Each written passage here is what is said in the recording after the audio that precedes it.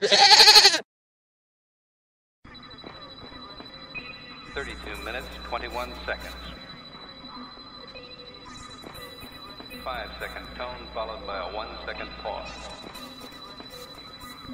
You are listening to Spaceboy Universe.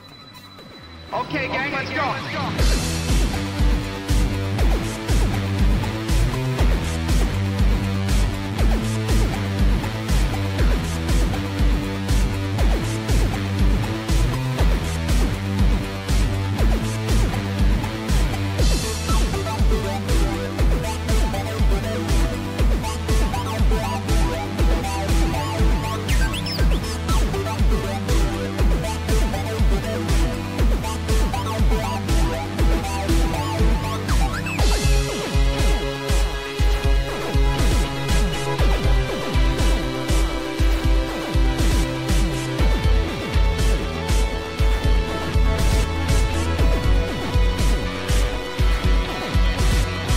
From the space city called Houston, Texas, welcome to Spaceboy Universe, featuring Spaceboy and the lovely Surlana.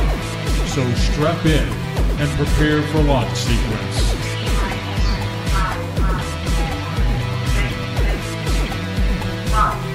Greetings and salutations. I'm Spaceboy, and across from me is the lovely Surlana, and this is Spaceboy Universe. It is September 22nd, 2018, and we're on show number 2.35, the last for season 2, that is. The show is called The Hunt for the Skinwalker, based on the documentary, and I guess Surlana's giving me squirrely eyes over there. But anyway, it should be for an interesting evening. As always, you can follow us on Twitter, that's at the SBU Universe. Follow Surlana at Surlana. Follow me, Spaceboy, at Spaceboy Music. Make sure to hashtag your tweets tonight with hashtag SBU Universe and hashtag Space Cadets. In addition to Twitter, you can find us all over social media. Just search for Spaceboy Universe. Hey, Space Cadets! You'll want to check out our YouTube channel. Yeah, that's right. We do more than archive of shows there. There is video content, from SB Music, video interviews, 2-Bit Gamers, and so much more. Hit that subscribe button, click that bell to be notified when new content is available, and you'll be a happy camper. Can't catch a show live? No problemo. Take the SBU on the go with you via Spreaker, SoundCloud, iTunes, iHeartMedia, and Spotify. And on that magical note, let me bring in the lovely co-host, Surlana. How are you? Hey. Yes, a woman of few. You know, sorry for distracting you. Yeah, you distracted me before the show started, and not in a good way. We got the show kind of started like what, a few seconds into it, and I was I was angsty. Sorry, I pulled a Homer Simpson. Dope, but we got things rolling. That's all that matters, I guess, right, Surlana? Yeah, I knew you'd get it eventually. Yeah, thank you. I appreciate that. So, right off the bat, we're doing the hashtag trivia. What was that? Trivia. So we're doing. We brought back the old hashtag trivia on Tuesdays. I usually put out something there for all the Space Cadets to chime in. And this question this time around is: what item of clothing was named after its Scottish inventor? And the answer is the Macintosh. That's Macintosh. Although the inventor, Charles Macintosh, spells his name Macintosh. And what is the Macintosh? It's basically a raincoat, which was invented in 1824. I like the question because, tying into technology, and so that's kind of why I picked this particular question. So, Space Cadets, tune in every Tuesday, all over social media when I'm putting out there hashtag trivia, and then we'll ask you, the audience, to come on up and guess what it is. Prizes, I don't know about that. We'll have to wait and see if you're good or not. So, Surlana, you okay? It looked like you just swallowed something, got stuck in there, and First off, stop looking at me. I don't want the audience thinking I'm getting excited that you're about to die. I just saw something. Never mind. Okay.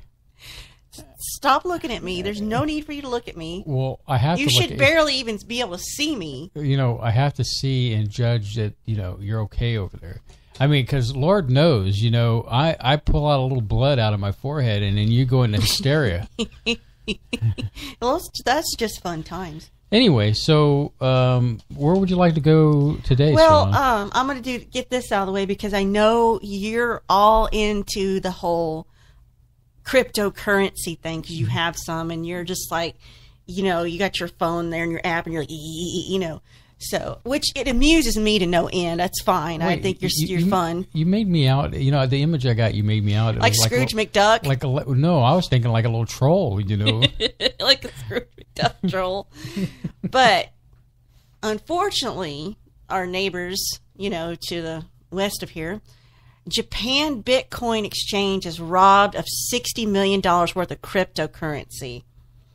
Its digital wallet was connected to the internet and remained vulnerable. So, their exchange called, Zaif? Z-A-I-F? Apparently, Zaif? it wasn't that safe. Oh, good one. I'll give you that one. Was robbed of digital coins. Its parent company, Tech Bureau, announced this, according to Reuters. It was hacked on September 14th during a 2-hour time frame, and then 3 days later, they discovered server problems, and they started to investigate it, and by the 18th, they confirmed they were hacked, and they notified the authorities, including Bitcoin, Mona Coin, and Bitcoin Cash were stolen from the exchange's online wallet. The hackers were able to gain access to it through the internet. Of course, that's 6.7 billion yen, $59.67 million. Almost 20 million or 2.2 billion yen belonged to the parent company, Tech Bureau. So not all of that was just random people. 40 million or 4.5 billion yen belonged to clients. So that was pretty devastating, I think, for them. The hack could impact Japan's financial services agency. So this could have some repercussions over there. They've suffered multiple Bitcoin exchange thefts over there. Lost most of its Bitcoin theft in 2014 and had to file bankruptcy. That was a high-profile company. Mm-hmm. Some of those customers are still waiting for their money from 2014 to get refunded. So the Bitcoin exchange over there, CoinCheck, was robbed of $530 million in January due to Japan's scrutiny of the FSA. They found many exchanges lacked proper security measures and protections against money laundering. Pretty devastating. At the end of the day, Surlana, I'd like to convey, even though I'm dipping my toe into the cryptocurrency thing, it's like any investment. There's risk involved. I mean, yeah, but I think that's part of the allure for you. Yeah, I know. And so from my angle, that's a good example of how something bad can happen. Just because it's got cryptocurrency on it, it's not something that you should shy away from. And, like I said, any kind of investment that you put into, you're putting your own money, that's 100% risk investment upon your part because you don't know whether it's going to shine tomorrow or it's just like the stock exchange. Yeah, just like stocks. I've invested a small amount of money, and it's fun to watch it go up and down. But I'm not worried overall because it's an investment. Investment means over time, and we'll see how that works out. So it is what it is. But speaking of investment, I must be supporting the MCU in some way because Disney it's been a week for Disney news. Oh boy. First off, you brought up earlier about the Scarlet Witch and the Loki TV series. Yeah. Because they're going to have their own. The Disney streaming service, which should be starting next year, they're going to have these movies for Netflix. Not Netflix, for Disney. Disney's on streaming. Yeah, because Disney is migrating over to their own streaming service, and so when that happens, you'll see a lot of the Marvel stuff go that way. From what I understood, the only thing that is not going is the current projects like Daredevil and Luke Cage and Iron Fist and Jessica Jones. They'd probably lose more than half of their viewing audience if they yanked them off Netflix. Well, even if the Marvel stuff leaves completely off of Netflix, they still got a lot of great programming because, as you heard, we're talking about the Emmys. They won quite a few Emmys. Mm-hmm. So what this all leads to is the big boss over at Disney, Bob Iger, and he chimed in, going from MCU to Star Wars. No eye flip.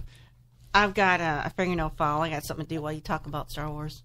In essence, Bob Iger came out and he said that pretty much that he miscalculated with the Disney projects dealing with Lucasfilm, that there were too many shows that came out, and that's why things suffered.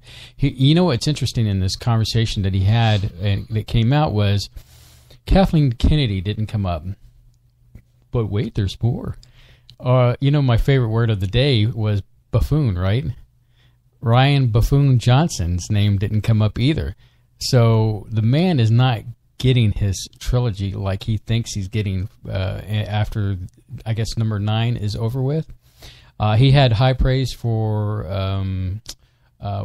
J.J. Abrams, hard at work at episode 9 right now, which we'll see that next month or next year. And the thing is, at the end of the day, what was said that really makes me like, is that the quantity over quality. I don't think that it was an issue of quantity, because if you make a good movie, people are going to come see it. I think that's what the issue was, that the fans reacted in a way that, hey, no, you're not going to take my money. I'm not going to see this. I'm not going to buy this. And what went from Star Wars The Last Jedi to Han Solo, which incidentally I watched recently, and I'd say it was a B- movie. It wasn't too bad. I enjoyed watching it. I don't like the lead actor that they picked to play Han Solo. I could have done without finding out Lando Calrissian's like of androids.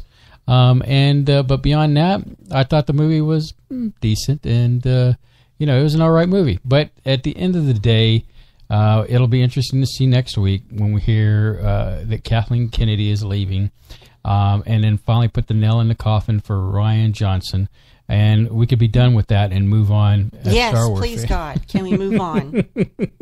So that's what's going on in Star Wars news and Disney news. I feel like you need your own separate Star Wars podcast with just you talking. No, I do. That's what the YouTube channel is. That's where we put all that content on. I've had a couple of conversations. You can go to YouTube and see some of my Star Wars rants. In fact, out of that, what's really funny to me is I got my first hate comments. Oh, yeah. On YouTube. We've been doing this stuff for I guess about 4 years now. And finally, somebody rang in. I wonder if it was the gentleman that I talked about from Twitter, and I just can't make the name and the connection to his Twitter account. But anyway, yeah, it was some comments, but I had to laugh at it because, it was a prime example of why the fans are mad at Star Wars right now. They're constantly calling fans like myself crybabies, and it's not true. I'm just being vocal in the fact that I know what a good movie should be, and what has been produced since The Last Jedi forward has not been good Star Wars movies. We're back to Star Wars again. We've been on Star Wars, talking about the Bob Iger. Moved on. I know, you need to stop filing your nails over there.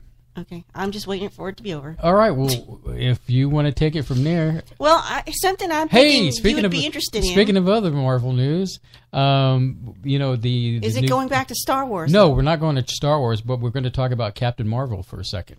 Did you see the trailer? I saw several trailers, but maybe it was the same trailer over and over. Okay. So you don't have an opinion one way or another? Well, I understand that she gets taken, by the Kree, right? Who we saw in Guardians of the Galaxy. It's interesting that they have some little force of people-y beings, and they all wear this uniform. And it's green, and it reminds me a lot of the Green Lantern type of look, and they have their own, like, universe of Green Lanterns Right, the beings. The lantern core. Or whatever, It seems a lot like that. I know it's nothing to do with each other, but it's like the same concept almost. I think there's a little bit. You got the Kree and can't remember the other race. But she gets like powers from them, and they say if it weren't for her, Nick Fury wouldn't have stayed on with S.H.I.E.L.D. and then started the Avengers. What do you think about the de-aging process they did for... Oh, well, it's old hat now, de-aging process. But it's impressive, him and Coulson. Yeah, babyface smooth. Yeah, it was like... Coulson was kind of a babe, I was like, dang. Of course, he's a good-looking man anyway. Right. But I was like, dang. Yeah, it gave him some more hair. De-wrinklefied him. I mean, you think about what they did for Michael Douglas, But or what's his face in Tron Legacy. That was awesome. Jeff Bridges. Jeff. Yeah, Jeff Bridges looked awesome in Tron. That's a sad situation, but anyway. So there you go. Hey, let's turn this into some other news, Surlana. It's not geek news, okay? Okay. This is more into the fringe that we don't get to from time to time. And there's not a lot of fringe news. Well, it's that solar observatory in New Mexico is reopening after its mysterious shutdown. And come to find out what is coming out. I was watching this news report. They're saying that they shut it down because there was a guy at the observatory downloading child porn and distributing it. And so there's no alien connection, blah, blah, blah. But, just some potential perverts. Right. But still, it was this janitor. And you know how they say, you remember how I'm always referencing Star Trek when they come across that xenophobic race that wants to remain a mystery. And so they try to, reset. They wash the memories of the crew of the Enterprise. Please acknowledge me so I could stop rambling and stop looking at the TV for a second. Well, I'm trying to get this ready to talk about because it's of interest to you. Well, I appreciate that. I just want to make sure you're listening to what I'm saying. So anyway, in this particular episode, yes, this is alien race wipes the memories of the Enterprise, but they leave a lot of clues that are still left behind. And so with this story... even though some of the pieces of the mystery seem to be solved through an affidavit that was presented by to the sheriff, I guess, department, there's a lot of mysteries because why would they evacuate people surrounding the observatory? And it's an elaborate cover story, I guess. And then the post office was still, why did they evacuate the post office? So, there's a lot of things here that still don't add up. And I think that this is going to be on the hot burner, if you will, in the fringe community because of the fact that it still leaves too many questions out there. And we can only see, what the answers might come along. They've been saying that it was the Chinese that were spying on the base that was nearby. There's people out there, like I said, that were thinking it was aliens because, it's New Mexico. It was aliens. Yeah. So... just keep an eye on our social media, and we'll keep you updated on that. That's a fascinating story because I think it sounds like there's a huge cover-up. It does. It just there's too many variables, that are still out there. Awesome. Well, I found something that you'd be of interest. I just realized it's in beta mode and it's invite only, but maybe there's a way you can make some inquiries. But it will be good news eventually. Spotify will now let artists directly upload their music to the platform. Now, what you've had to do is, and you have done this in the past, is you have to be on a label, a music label, or use a digital aggregator like TuneCore, which you used for taking care of Spaceboy music. But they're saying the upload feature is going to be contained within the existing service, maybe even in the app on the phone, among other things that will let you, the artist, view data about your listeners. And you can directly submit songs for editorial playlist consideration. So that means, like, hey, would you consider my song for making a daily playlist for everybody in the whole world to see? Right.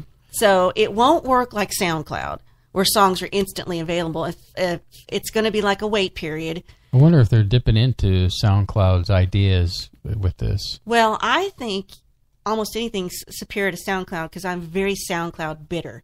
Part of the program will be shown an interface where you can upload your music and accompanying artwork. You pick a release date, any other additional information you want us to know, and then you preview how it looked once it's published.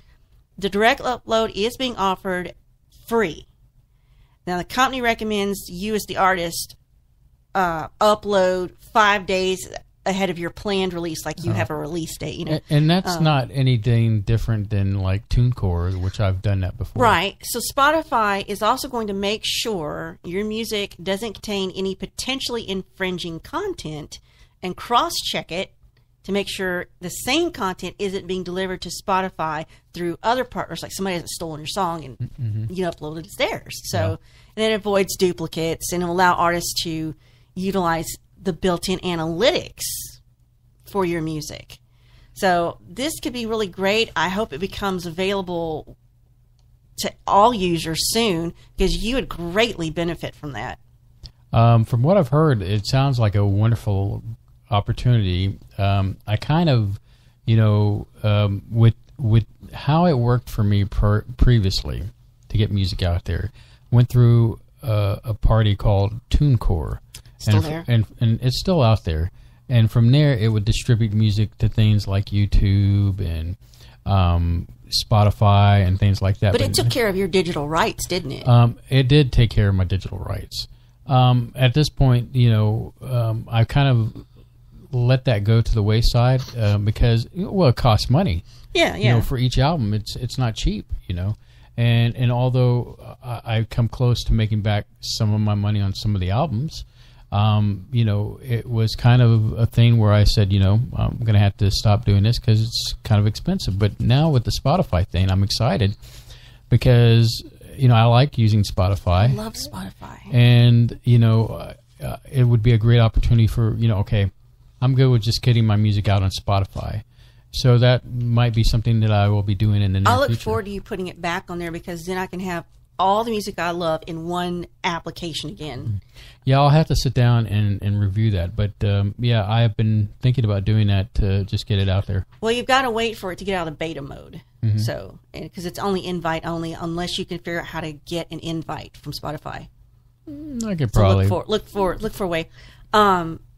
I'm excited about that for you because it will benefit me. But also, this broadcast you're listening to right now is also on Spotify right now. Once the broadcast ends, it will go up to Spotify amongst many other web application and services. Between that and iHeartMedia, I was really excited to get our cast on both of those.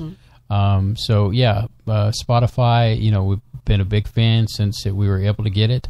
And I was excited by it because how much I love Pandora. And that's pure sarcasm right there. And it is pure sarcasm. I tried to upload my music to Pandora, and they only had one of my albums. And even though I had one album up there, which continued to bring in revenue for that particular album, they would not allow me to upload any of my other works. And so that really irked me. In fact, here's something we haven't heard in a while. And that's my statement on that. Well, amongst other baffling news along that vein, Walmart is putting 17,000 VR headsets in its U.S. stores for training. And I'm like, training for what? How not to be at a cash register? Yeah, I don't know. So they're getting Oculus Go virtual reality headsets to every U.S. branch of its stores, expanding VR-based employee training. They said they're going to ship these headsets whoop-de-doo, 4,700 locations, not counting Sam's Club stores. Sorry, Sam's Club.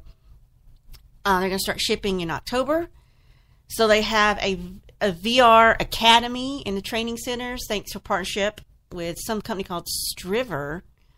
I don't know what their physical training scenarios like Black Friday, shopping rush.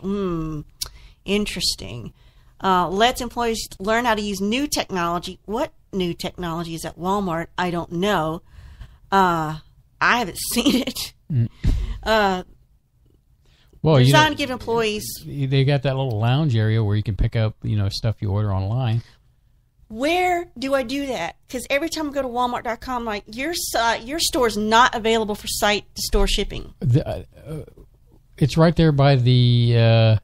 I know where it is in the store, but when you go into Walmart.com and you log in and you tell it our Walmart that we shop at, it says it is not available for site-to-store pickup delivery. So somebody is lying. So I've had it. So maybe they can train them on how to be more confusing. I don't know. I'm not impressed. Okay. Well, Surlana, that leads us almost to the bottom of the hour here. Oh, cool. And I wanted to bring up the fact that next week, Season 3 of Spaceboy Universe is back. That's right. Your favorite live cast is back for Season 3, and we'll be exploring the universe like we've never explored before. You've seen some of the changes that have been coming down the pipe. For example, our aggressiveness towards YouTube, where we're out there, we're getting content out there. You'll get live behind-the-scenes footage and great stuff like that. And we'll discuss this all in more detail next week. But next week, September the 28th? Or 29th? Well, I wrote it down here somewhere, and now I can't. It's the 29th. It's the 29th. Yeah, 28th is when we did the first Spaceboy Universe broadcast, which, funny enough, we started broadcasting on YouTube and streaming it to YouTube. And then, we got all fancy and ended up on Spreaker, which still goes back to YouTube. And so that's cool. The future's bright. Things are happening. Next week, join us. Open lines will be in effect, so if you want to give us good wishes, call into the home base, and we'll love to hear what you have to say. And if you've got any great memories of the show, that's the time to share. And we'll make sure to put the 800 number out on all our social media before the broadcast. That way, you'll have it out there and ready to call in next Saturday. Yeah, so next Saturday, and the floor is yours as we reminisce about, and I always get this question a lot, Surlana, and it's like, I thought y'all been on the air for 4 years, and in a way we have. I know it's kind of screwy the way I've set this all up. I don't understand your logic at all. The first year was our pilot year, just to make sure we could get through and work out all the bugs. And I could have killed it then. And then we started doing, season 1, season 2, and now season 3. So a lot of exciting stuff. And I'm just looking forward to going all over that, and we're going to have a fun night next week. Not to say we're not going to have an interesting night tonight, because tonight we're going to be talking about the hunt for the Skinwalker. Recently we saw a documentary, but I tell you what, before we go into that. Surlana was about to pull out her knife. Let's take our break. And what? No, we'll address it when you come back. Okay, yeah, we got a break here, and you just tell me then. Anyway, you're listening to Spaceboy Universe. I'm Spaceboy. She's Surlana. We'll be right back. This is Patrick Scott Spore, and you're listening to Spaceboy Universe.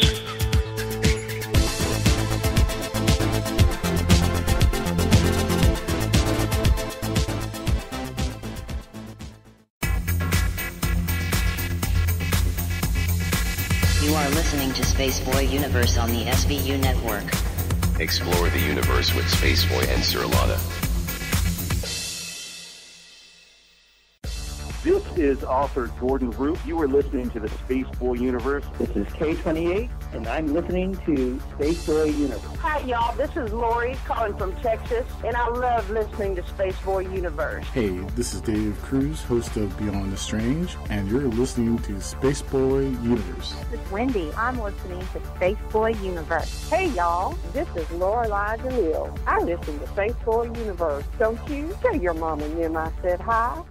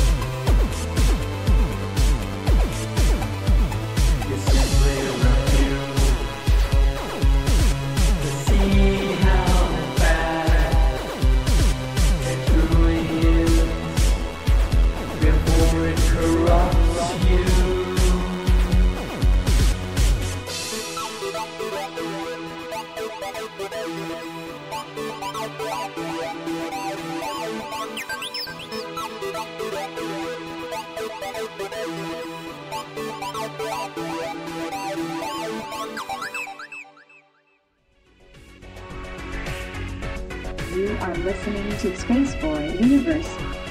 Here are your hosts, Spaceboy and Surlana. All right, we're back. And, man, I am so excited to be here.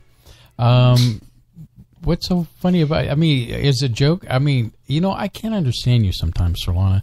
Yeah, that's good for our marriage. I say something funny, that at least I think it's funny, and you give me a scouring look. And then the next thing, I just say something off the cuff, and it's like you're about to pee your pants. And, okay. And you're quiet. Sorry, my microphone was in the way. Yeah. But anyway, the thing is that... I took issue with you because you called this The Hunt for Skinwalker, and this is not about the book necessarily. Well, the title of the book and the title of the documentary we saw recently. Yes. This is the 2018 update. Where are we with the Skinwalker Ranch story? But you can't have the ending without the beginning. And the beginning is the book. Well, actually, it goes prior to the book. Beginning is the dawn of time, I think. Look, let me deal with the universe. So where it begins with us is that, you know, my love for Coast to Coast AM, and it was with the reporter from Las Vegas, George Knapp, who was hosting one evening and started to talk about the Skinwalker Ranch. And I was like, wow, this is very fascinating. And then he mentioned about the book that he co-authored, correct? Yes. And I thought to myself, you know, I'm going to get this book. So I got the book, enjoyed the book immensely. There was a few nights where the blue light was on. Yeah, I don't blame you, though. Because, we'll get into more depth about the storyline. But, and then at some point I said, you got to read this book. Trust me, you got to read the book. The fact that I gave you a hardback, not a hardback, no, but it's softback. A paperback The book. fact you gave me a book, that's what I'm trying to get at. Just really. It's like he's giving me a book. You have a book? I'm so amazed. And I said, trust me, you're going to love this book. And I mean, it's got werewolves. It's got aliens. It's got Dan Cortez. There she goes. Saturday Night Live reference. Anyway, so, that's how we got tapped into the Skinwalker Ranch story. And that's how I found out about it, because I'm married to you and you told me about the story. And, this is not normally a subject. I'd be like, whatever. But I don't recall what it was about it. I think it's because you had the book. And I started getting into the book. I was like, holy crap, this is supposed to be real? Mm-hmm. And you went, yeah, this is like testimony. And I was just sucked in. And I think I couldn't finish the book because I was getting freaked out. By the time Nids arrived in the book, I was like, no more. But let's do a quick recap just in case we've got a first-time listener that doesn't know what we're talking about. Well, the Skinwalker Ranch is a nickname for a 480-acre piece of land in Utah. And it's part of a larger section of land called the Uintah Basin. Now I went and looked up the map of this, and I actually looked up Google Images. Mm-hmm. Gorgeous. The Uintah Mountains. Oh, my gosh. This is picturesque. You've probably seen pictures of this. I knew the scenery was going to be very appealing to you because... oh, my gosh. Just drop dead gorgeous. Because when we went to California, you were just mesmerized by... California, New Mexico, Arizona, Utah, Colorado, just and all in Idaho, all those places, just Wyoming, just the most glorious terrain you've ever seen. Right. And I'm drinking something that's really nasty. Wow, and I can't stop drinking it. I'm so surprised that you were drinking it. It's nasty, and I can't stop drinking it. It's like Surlana is like, okay, and and that's when the Robbery. It's called smoked butterscotch latte, and it's like licking a bowling alley, but I can't stop drinking it. It needs some Baileys. Anyway. So nasty. It is. It's not as bad as your puddle iced tea. Oh, that Dirty was puddle. You'll hear that clip next week, by the way. So this Uintah Basin and Uintah Mountains, what's fascinating about this area is this is a large area that covers Utah and bleeds over the state line into Colorado. Now, this area is known for unusual activity going back since humans have settled in the area. And so I read the book many years ago because you gave it to me. We even did a show about Skinwalker Ranch maybe 2 years ago, around October, maybe on Halloween. Yeah, close to it. Now, here's what I didn't realize. And when we watched, what's the name of the broadcast we watched on Amazon? Was it The Hunt for the Skinwalker? Yeah, Hunt for the Skinwalker. Well, this is the documentary. That's the update about it all. Now, there's a lot of things I didn't realize the first time I'd heard about this. And I read the book, and I've listened to George Knapp's talks about it, not necessarily coast to coast, but he's done like UPARs, right? Conventions. YouTube is so wonderful because you can see, like, for example, listen to the coast to coast. You can listen to when they do these Plus, conventions. Knapp's kind of like, he's a foxy man, and he's like not bad. He's easy on the eyes, I'll tell you that. Even today, so.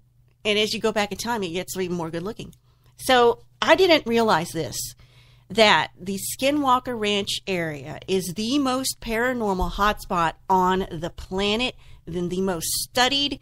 In fact, the nickname for this is the Disneyland of the paranormal. Now that shocked me. I figured the most active paranormal, quote unquote, hotspot on the planet would be some ancient city or some site where a bloody battle happened, like Cadullan, over there in Scotland, or it would be Transylvania, or it would just be somewhere that just had a long bloody history, or it would be a castle in England. I would have not thought it would be middle of nowhere, Utah, you know. I would not have thought that. Who would have thought that, that the Mecca or the center of paranormal activity, paranormal in general, would be out in the middle of nowhere? I mean, you would think that there would be closer to more activity of where, like in a city or something like that, but no. And you brought up earlier, it's got to happen, I guess. You where said there's not a lot of people. You mentioned, these things have been occurring since people settled there. Actually, this goes back to when the Indians of the area. That's what I mean. Yeah. They had to get there too. They settled there. Yeah, but when I think of settling, I think of frontier people. Well, in 1880, they got put there. The Ute tribes were relocated by the government onto a reservation surrounding Skinwalker Ranch. That's when I guess it, like a record, starts. And I'm looking at a timeline, and I posted that in the chat. Starts 1880, 86, 1880, then the 50s, 60s, then 1970, 1978, and it goes on. So my question is, what is it about this Uintah Basin? What is it about this specific 480 acres of land that is bringing this? Is it drawing it in? Is there a natural portal? If we're in a multiverse, is our universe and another universe touching right there? That just happens to be the pot where they rub together and it's thin. But it's so concentrated on this ranch. Not that it doesn't happen all around the Uintah Basin, because there's so many witnesses and testimony, and we see them for the first time in this new documentary. Now, what this documentary revealed to us versus the book and what Knapp has said in other, like Coast to Coast and at UPAR's meetings and things like that, it's worth watching if you want to, buy it. I think you have to. I don't think we rented it. I think I bought it. Yeah, well, I think I can't remember if it's a rentable, but yeah, it's definitely purchasable. The first thing that took me by surprise watching this updated information is that Robin Williams was in it, and nobody said a word about it. You're like, who's Robbie Williams? Well, he's an English singer. He's, I can't think of music he's done that you'd know, but he's known. He's famous over there. He's well known. He's well known. Well, he's over there. Done a lot of collaboration with my favorite group, the Pet Shop Boys. Yeah, so. Yeah. But I was like, there's Robbie Williams. What's he doing here? And no one said a word. Hey, that's Robbie Williams. It's like, okay, we're just going to totally blow past that. It's like inexplicable. But I want to say that I've read somewhere where he's fascinated by the subject I figured matter. That's why. I mean, let's face it, he's no Tom DeLonge, but, who is it, right? Oh, well, I respect Williams more by keeping his mouth shut. Yeah. Now, I don't want to open a can of worms on that, but yeah. The biggest piece of information is, why is George Knapp doing this? Why is he releasing, finally, pieces of information he's never talked about before? He said, well, when they released this information, December 11th, 2017, and it came out that our government spent $20 million looking into phenomenon, specifically UFO phenomenon, happening at the Skinwalker Ranch, and it was probably going to come out that taxpayer money was going to this, they went ahead and just revealed it. And that is in the timeline. If you click that link to the timeline, it explains who and what the players were as you get to 2017. So that was shocking. He said, excuse me, I go down here to 2017. Tom DeLonge goes on national TV to make announcements. He has formed a team of ex-government insiders and hints at a future disclosure of UFO releases. Whatever, I don't know how he got to be the leader. But anyway, also 2017, the New York Times releases the bombshell about the Department of Defense. They funded, now this is interesting, keep this in mind, the Advanced Aviation Threat Identification Program, or ATIP. And that came from Harry Reid. Senator. I said Senator Harry Reid. He confirmed his role in this. $22 million went to fund it, which was awarded to who? Robert Bigelow. and Bigelow Advanced Space Studies. That's BAASS. That his team studied the phenomenon at Skinwalker Ranch. But if you recall from the Skinwalker Ranch, he already had a team there previously called NIDS. Mm-hmm. Now, this other guy, Luis Elizondo, he was an ex-intelligence officer.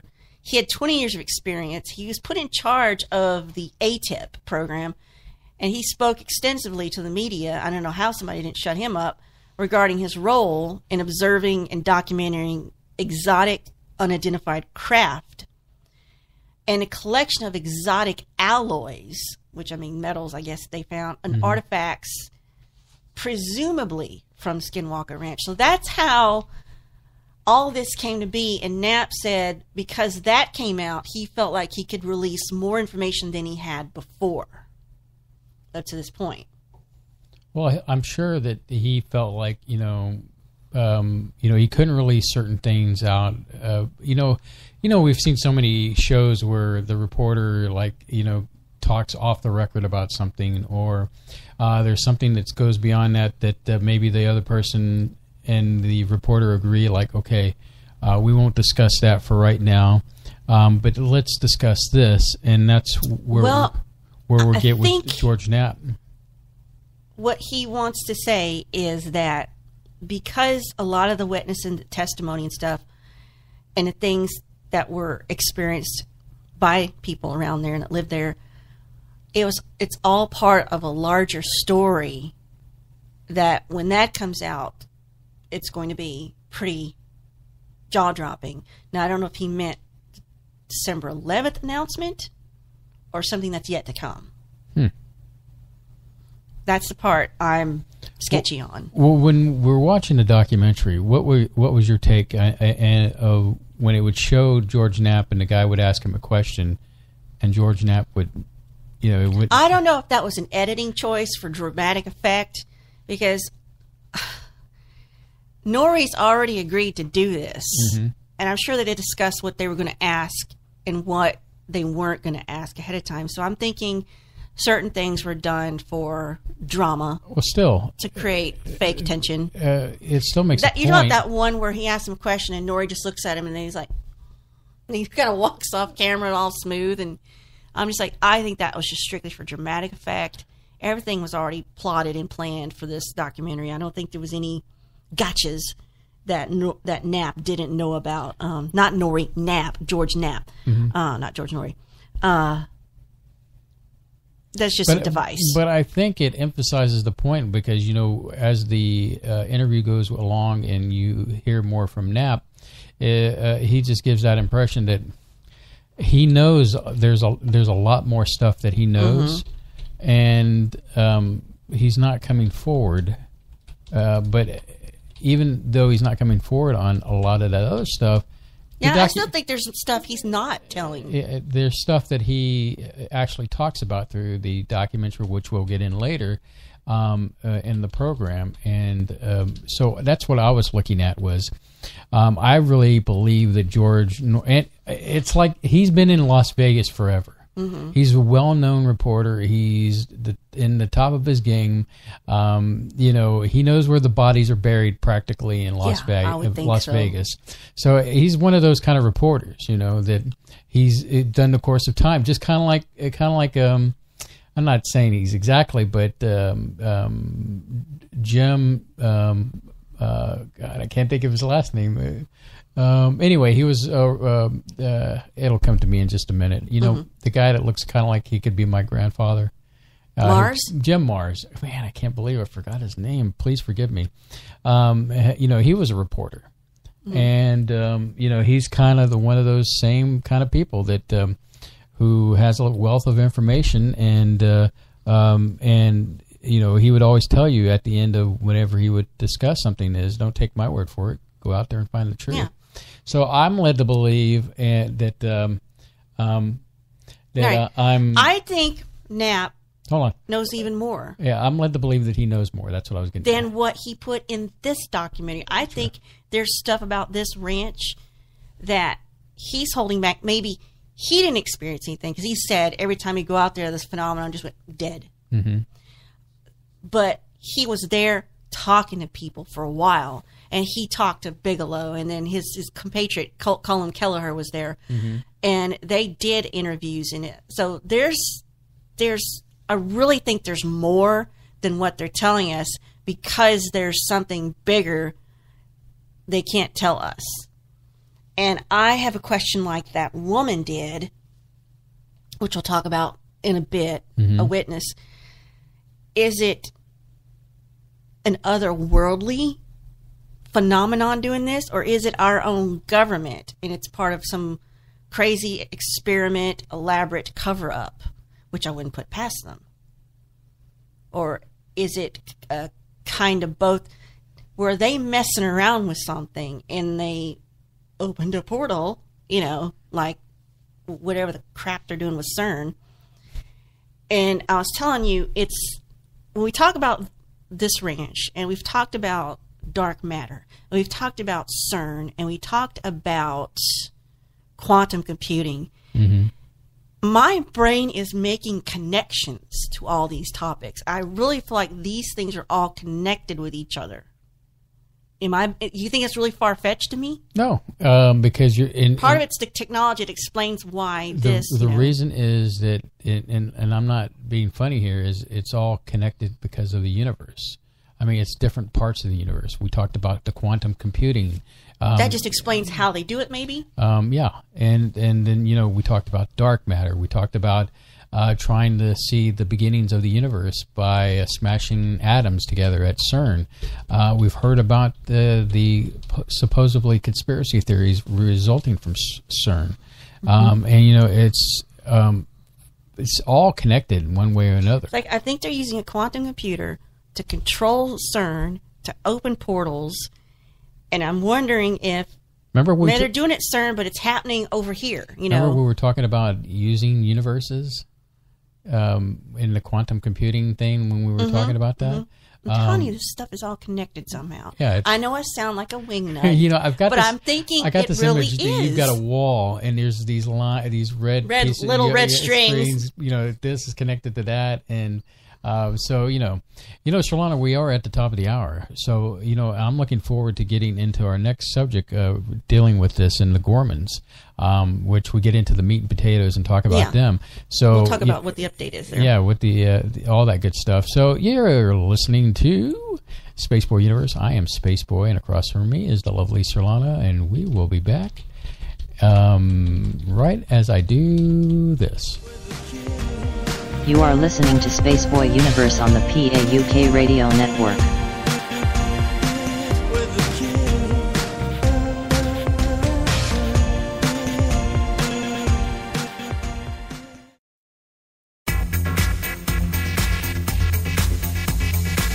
You are listening to Spaceboy Universe on the SBU Network. Explore the universe with Spaceboy and Surlana. Hey, Surlana! What? If Spaceboy Universe was cheese, would you eat it? Come on now, it's a simple question. Maybe? SpaceboyUniverse.com.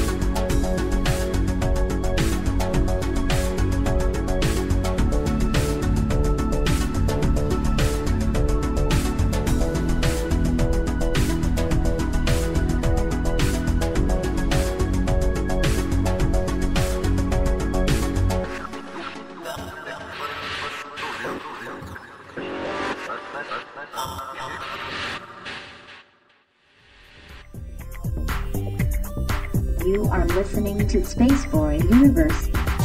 Here are your hosts, Spaceboy and Surlana.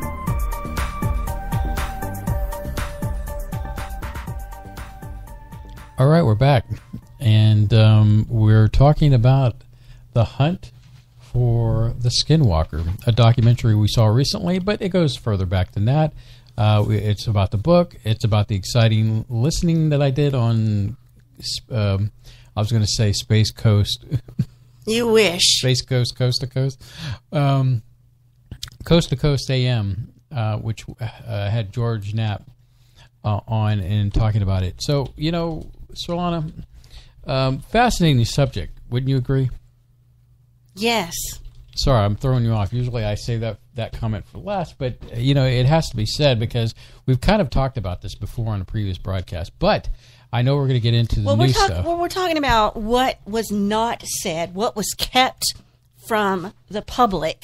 Mm-hmm. Now, in a previous broadcast we did about the book, I like to urge you to go back and check that out too, because that was a Halloween special. The whole show wasn't focused on Skinwalker, but it was sort of a half and half. In that one, that was the show that we talked about that and the Hopkins. Yeah, that was your favorite, and this was my favorite. Yeah. Your favorite paranormal stories. Right. So in that show we did, I mentioned that I had seen an older video where Knapp was speaking at a meeting, and he did mention a couple things that weren't put in the book because they were worried it would damage the credibility of the testimonies and everything that went down because it was so silly. And he mentioned then, you know, the Ute Indian police, because they have their own police force, at night was patrolling, and they saw two guys in dark trench coats and like fedora hats, you know, like they were from some film noir. Yeah. And they get up on him and they turn to look at him, and it's two dogs walking upright, as tall as humans, smoking cigarettes. The two policemen turn to look at each other, and then they look back, and those beings are gone. Now, that was revealed if you knew about it separately, you know, in this talk. Mm-hmm. And that kind of stuff was not in this documentary either. Now, see, I just want to throw this one in. Dogman. As a side note. When you said that, it reminded me of Anubis in Egypt. You know, the dog. Yeah. And so weird. You wonder where they get this stuff from, right? Yeah, you know, going back that far. Well, you know, the stuff you see in the Egyptian hieroglyphs in you know, Sumerian, you know, where it's kind of like these hybrids. Mm-hmm. That reminds me going back to John D'Souza, where he says the reason they have these things is because they actually saw them in real life, because these things were coming in to our planet. And I was like, from multiverses, like that just like expanded my brain, you know. I was like, okay, I'd like to talk to him again, but I don't know if he'd even remember us now. Oh, come on. Well, something that they really, especially Knapp, kept hammering this point home is that the activity there changed over time. You know, you have your sightings, you have your passive observations, you have witnesses and UFOs, and then, you know, this goes on from 18 whatever all the way to the 80s, and then suddenly the 90s come around, the 1990s, everything changes. In the 90s, things get serious, scary, poltergeisty, and harmful. In 1994 to 1996 is when the Gorman family lived on that ranch. So it makes sense that they were targeted for focused, you know, this phenomenon. So now the update is 2018. The activity at Skinwalker Ranch continues. It is sporadic, but it is deliberate and it is intelligently driven. So again, this documentary we watched showed interviews that Knapp did. He was never allowed to show before video footage of the ranch, witnesses' testimony, photos. Now, and we'll talk about this, so I want to warn you, I'm going to talk a little about what we saw in those photos, and it's graphic. All right? And I apologize again for hitting my mic. I was trying to get my notes together. Go on. That's fine. Yeah.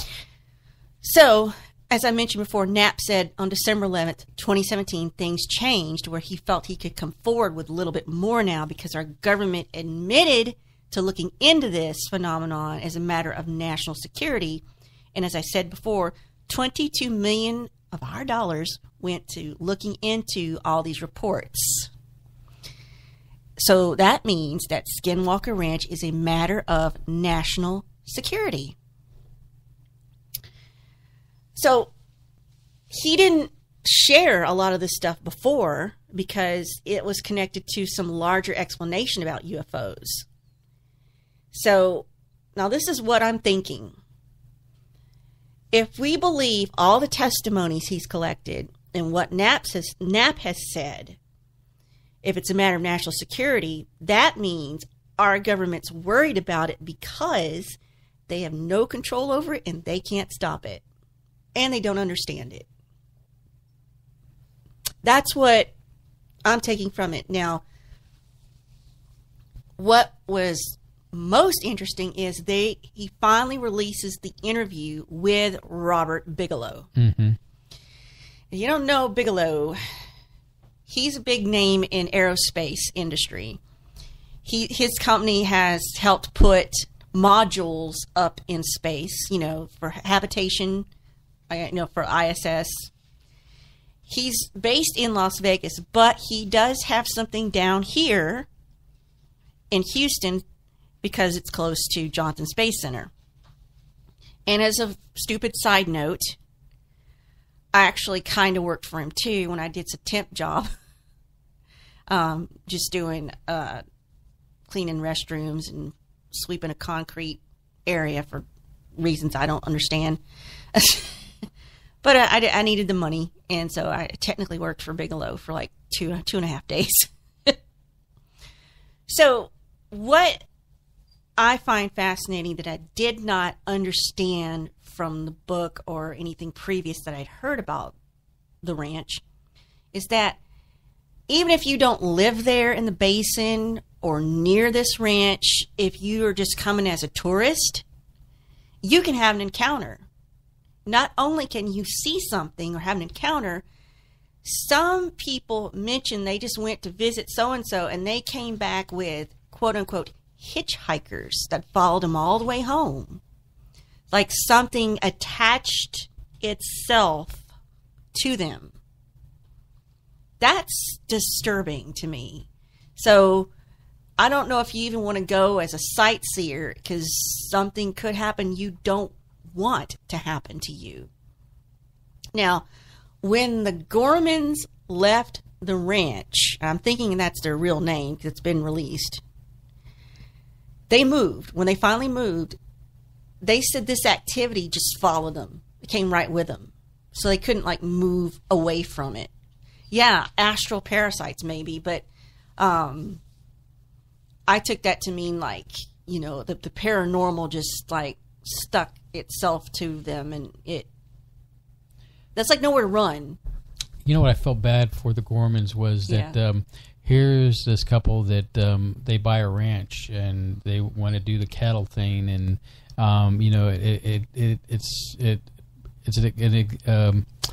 it's primed and ready to go ahead and do.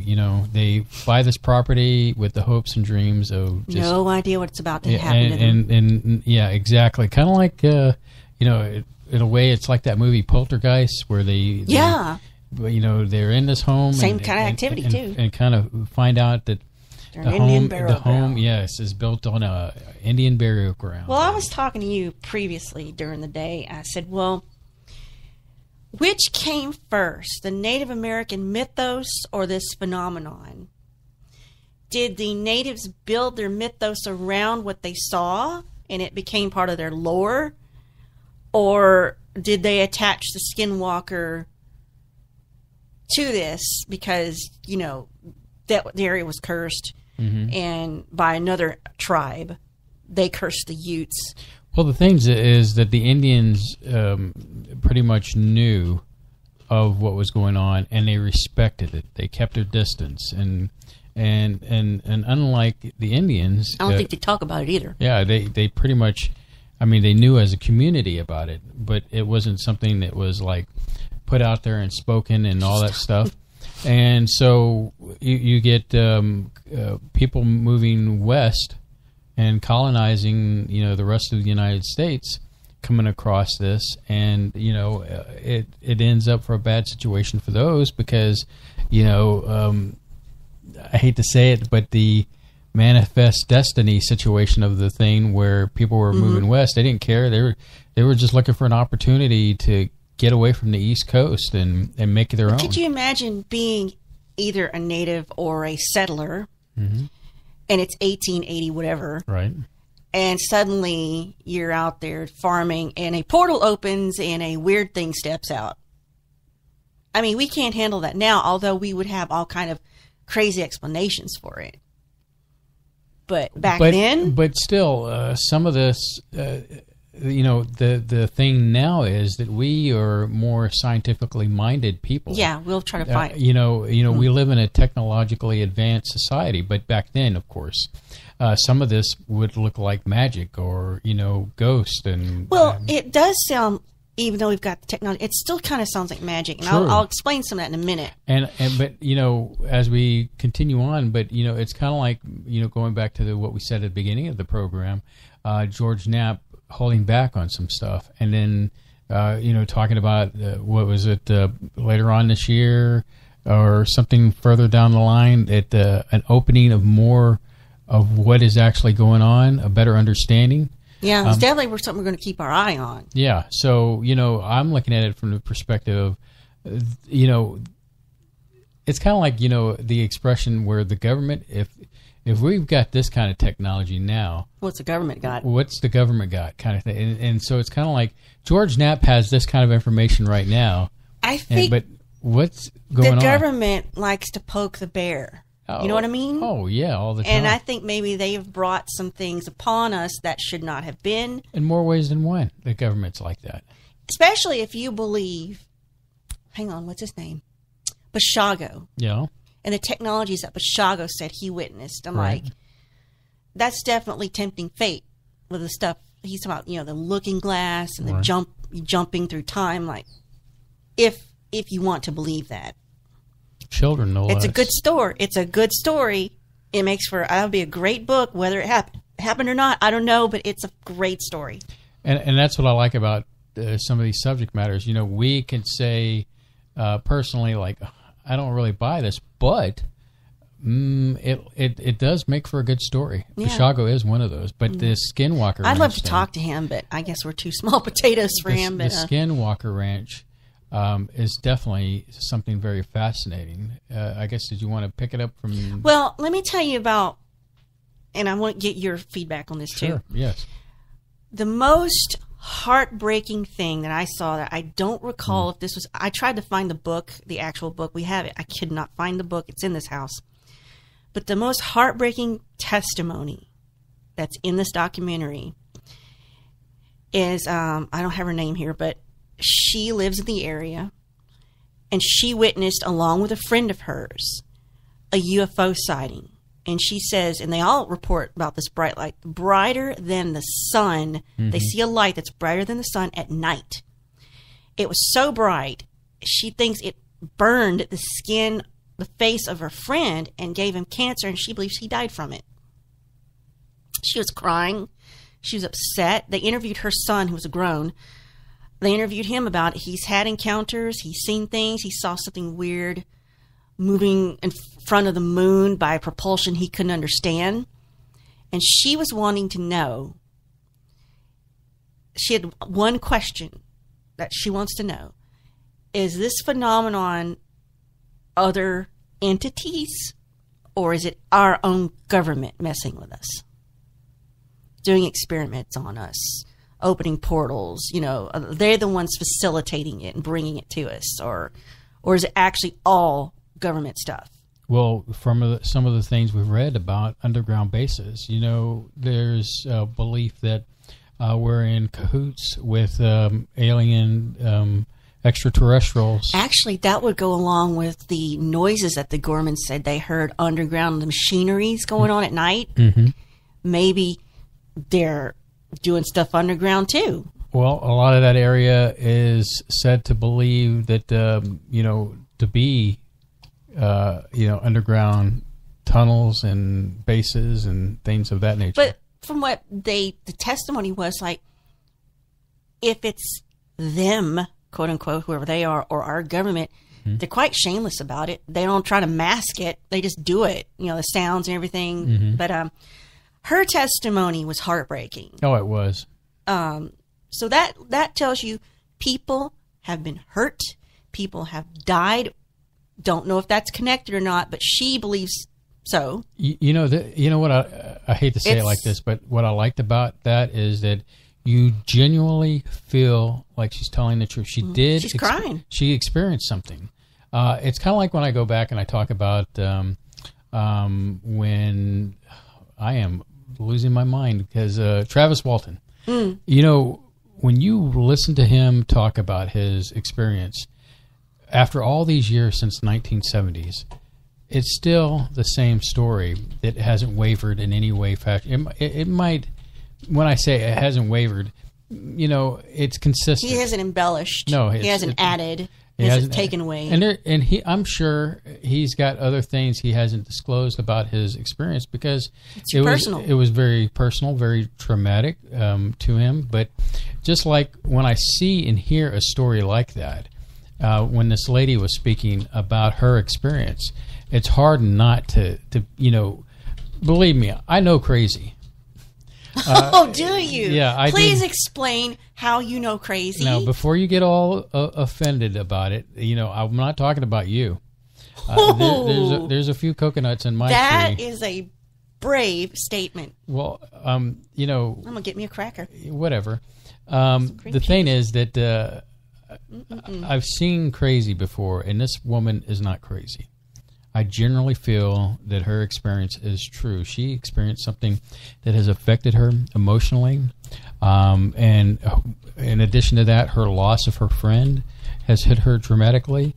And, I'm just not surprised by, what comes down the pipe about being where they're at. It's so, sparse out there. Your neighbor is kind of like not next door to you. You've got to get in a car or a horse or something to get to your neighbor. Yeah, and this place. And so, wild stuff happens out there. But getting back to what I was trying to make the point is, one, I really think that she's genuine and she's telling the truth. Yes, and it's really upsetting to listen to now. And then plus, I hate to use the word crazy because it's so easy to put a label like that on people. They're crazy. But and it's I hate those are one of those words. Maybe I need to find a better word. Mentally unstable. And legitimately mentally unstable. And I didn't think that she was that way. So that's disconnected from reality. Yeah, even maybe that's what you meant, but she's not. She's not. She seems very grounded, but she's suffering from PSD is. Post traumatic. Yeah, definitely. Mm-hmm. But I don't think that's affected her ability to tell the truth. No, exactly. That's what you're saying. Because you could survive through something horrific or. And during that interview, it came out that it wasn't just the Gormans. It wasn't just 5 people. It's people that lived throughout the basin over many years have experiences. Maybe not all of them come out and shared it with Knapp or that we know of. So it was about 1996 when the Gormans gave up and sold the ranch to Robert Bigelow. Now, he set up the National Institute for Discovering Science. That's NIDS. He set that up. They put him a little trailer out there, and they were going to scientifically record and study the phenomenon at Skinwalker Ranch. And at some point, they invited George Knapp to come out and watch. Of course, Knapp goes out there. They stick him in a chair overnight, all by himself. And, of course, nothing happens because they were waiting and watching. Nothing happens. You know what's funny about that? Remember how when we were doing our show about quantum computing, about the states where if it's watched, it does one thing. And I heard that. I've heard that for so many years, and I don't. It's like a watch pot never boils. Right. I'm like, is it that kind of thing? Well, now I have a better understanding of that because we researched it. And so it was kind of like because when they had cameras out there, the cameras would have suffer from malfunctions if they weren't Mysterious malfunctions. So it's kind of like you had eyes on Knapp, but nothing happened because eyes were on him. Yeah, but something could have been happening where they weren't watching, just because they weren't watching. He said Bigelow and Knapp and some of the other researchers say this thing knows when you're not ready, knows when you're not paying strict attention, deliberately puts things out there just off camera, so out of the field of vision on purpose. It played with them. It played mind games with them. And Bigelow, I think it was Bigelow, that said he believes there is another reality that bleeds into ours at the ranch. There's a point of contact, or it's being manipulated from the other side. Now, one thing they said in the book, and they've said in Knapp said in his talks, but they discuss this again, and they make a big point of it, is seeing portals materialize and open in the ranch, different parts. The Gormans saw one, and they said you could look through this portal and see another otherworldly sky.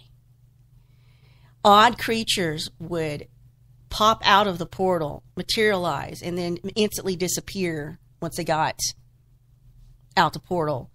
And they suggest that all UFOs, ghosts, disembodied voices, even Bigfoot, are all connected, and they're all related to what goes on at this ranch. Now, when you read the book, The Hunt for the Skinwalker, the very first thing is the Gormans have bought it. They just moved in. They're bringing the cattle in for the first time, right? Right. Very first thing that happens to them is they see this wolf come up to them. Now, in the documentary, Kelleher's there, and he can put his hand out to show you how tall this was.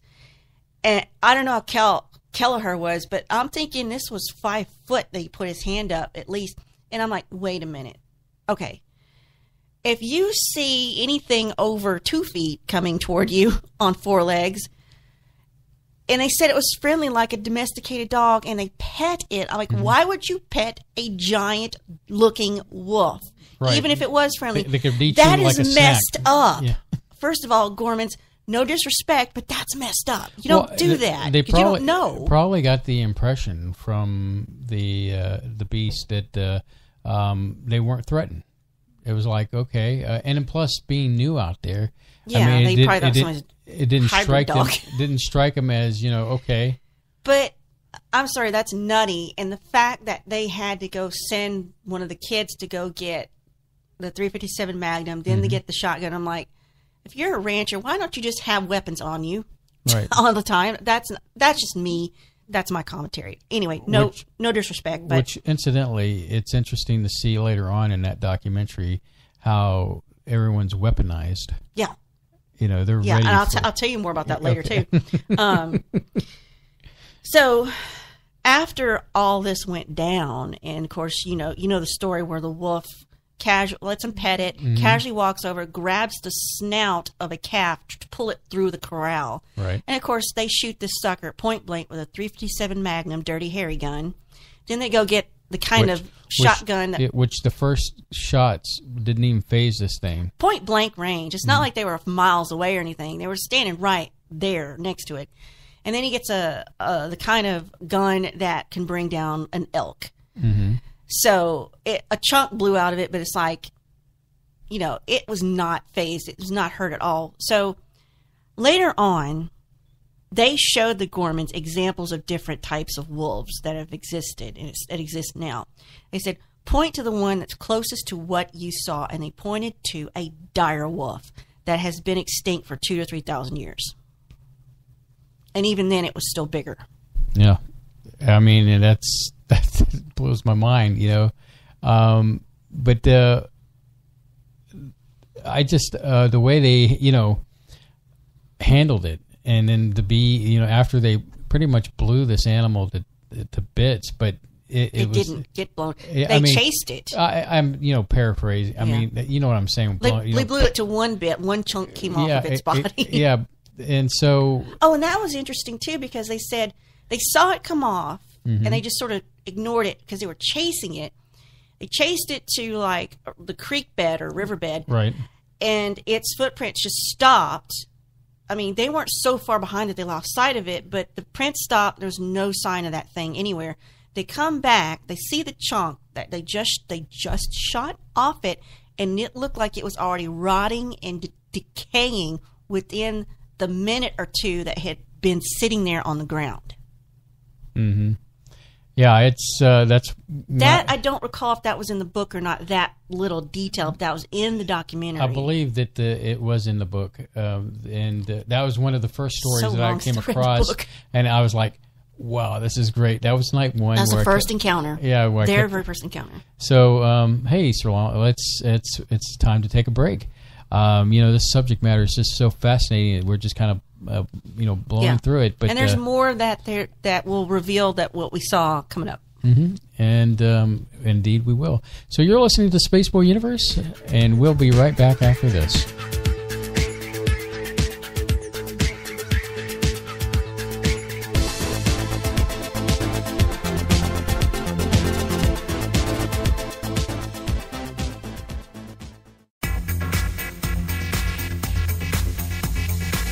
You are listening to Spaceboy Universe on the SBU network.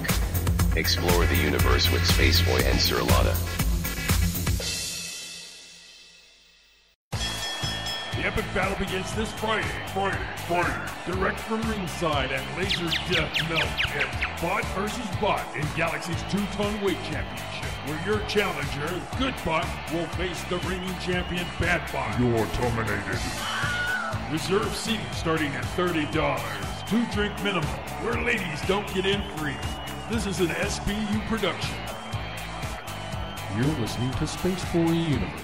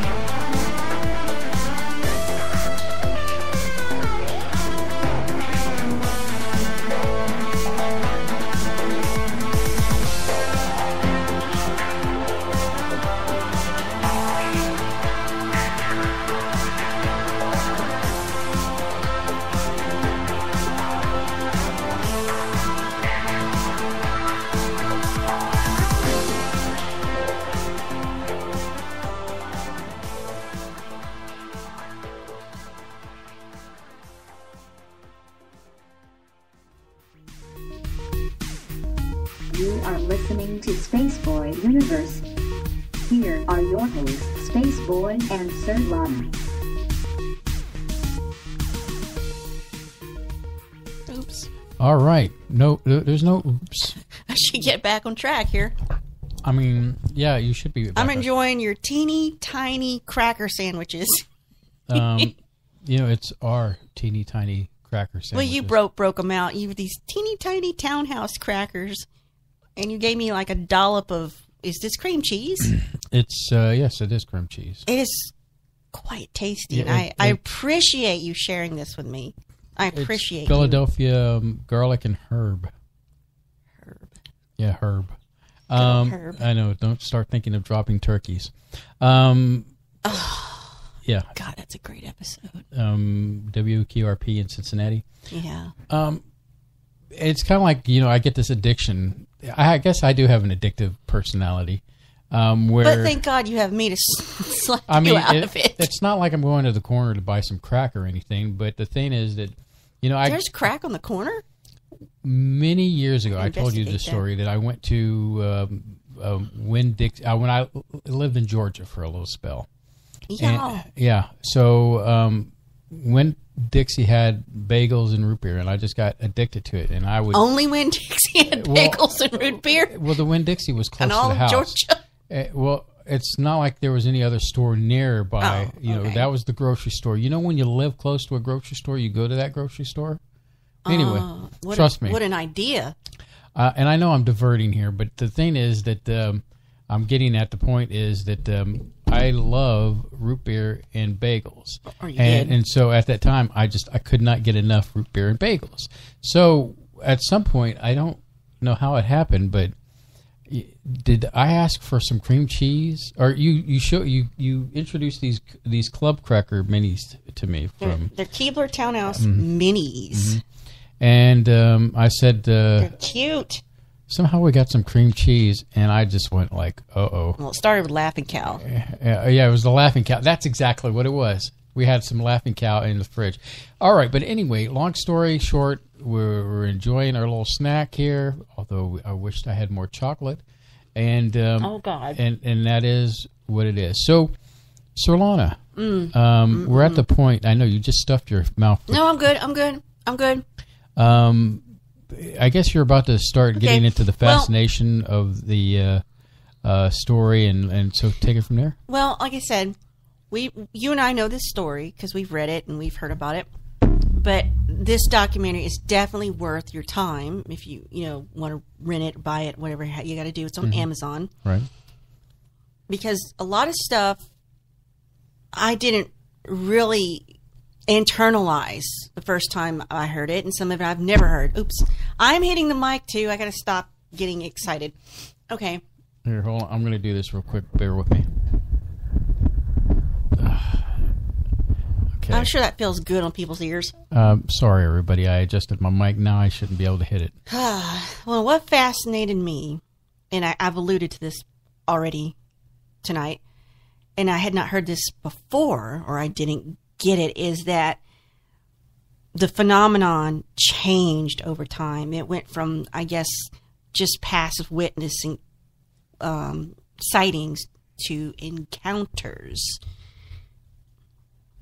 From the 70s and the 80s and the 90s. Well, it makes sense. In the 90s, it changed because the Gormans moved in. Mm-hmm. And then you got the NIDS and all the research teams. So there's somebody there to mess with. That makes sense to me now. But in the 90s, the activity became scary, disturbing, psychologically upsetting, and worrisome. So we'll get into some of this stuff.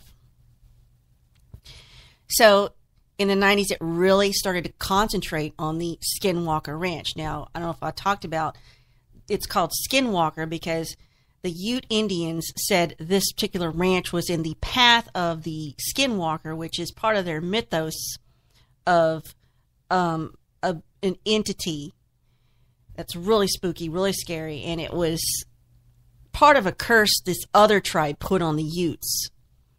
And they don't want nothing to do with that area, by the way, because of that belief. So just that name alone means stay away. Well, I mean, it goes back to them respecting, culture. I mean, it's like, you know the stove is hot. Why are you going to put your hand there? You're not, because you know if you tempt fate, then something bad's going to happen. Well, it was in the 90s when it started to change and it got more poltergeisty. You know what I'm saying? More paranormal, what paranormal just means, I think, above normal, beyond normal, not normal, extra, not normal. Some of the things that disturbed me is, in the book they talked about disembodied voices and Mrs. Gorman hearing and seeing things inside the house. They ended up sleeping together in the living room, as a family for safety. Things moving, we've talked about in a previous show where she comes home, puts the groceries down, puts everything up in its place in the cabinets and fridge, turns around, everything's back out of the cabinets and the fridge in the bags the way that they were brought in. Mm-hmm. It's the quietness, the covertness, and the speed at which things happen that cannot be explained by conventional science. They would see dark beings in the house, peering in the windows, peeking. I'm like, oh, God, that's disturbing. So one of the things they did talk about in the book, but they actually, in this documentary, they're actually physically there. They're shooting the video, and they're showing you the spots where this happened, and they can show you the physical properties. So one day, Mr. and Mrs. Gorman were on the ranch, and they were just talking to each other. And they said, we can't afford to lose any more head. If anything happens to our bulls, we're going to be devastated. Just better not anything happen to him. No sooner did they finish that sentence when they noticed their bulls were gone. They couldn't find them. They promptly went missing. So they look all over for them, and they come back. And now in the documentary, they show this trailer. And they show how this trailer's inside of a corral, a metal barred corral. And for some reason, there's a door on this side, and then there's a part of the corral that separates it, and then there's a door on this side. Like you get in from this side and get out from that side. You did different parts of the corral. It's very strange. I'm sure there's a reason. So I thought when I read the book they meant like a horse trailer, a cattle trailer. No, they're talking about a trailer that you store things in, or you live in, or you put an office in, kind of trailer. Not a transport trailer. Well, this trailer is not that big. No, it's like you'd put a little office in there. I know. Have you seen a bull up in close up, the size of these bulls? Yeah, they showed them. They actually showed them in this documentary. I know, but have you? Oh, yeah. I mean, because, between the Houston, animals. Texas rodeo and stuff like that, they're huge. What, 2,000 pounds each? I mean, huge. I mean, 4 of them. You don't want to mess with these things because they're so huge. So they go missing. I think there's 4 of them. Mm-hmm. 1,000 pound each animal. They were just talking about they can't lose them, and they're gone. And it took them a while to find them, and I don't even know how they knew to even try to find them. They opened the trailer door, and they're packed in sardines in some kind of weird trance. Mm-hmm. And I don't know if it was the wife or the husband that saw it. Whichever one found them yelled to the spouse, "Hey, I found them." And as soon as they did that, the bulls woke up and all hell started breaking loose, because they were starting to physically try to get out of this little space that they had no business being able to fit in. It's like, what the heck? What's going on? They kind of thing, messed up that trailer. Mm-hmm. In fact, they said it took them hours for the cattle to calm down.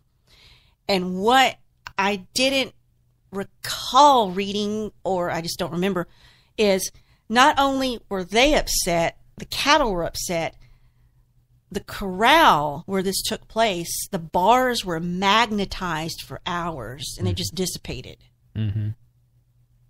So let me quickly say goodnight to Solaris. I think she popped in our chat. We're pleased to have her here. She's got to do her show.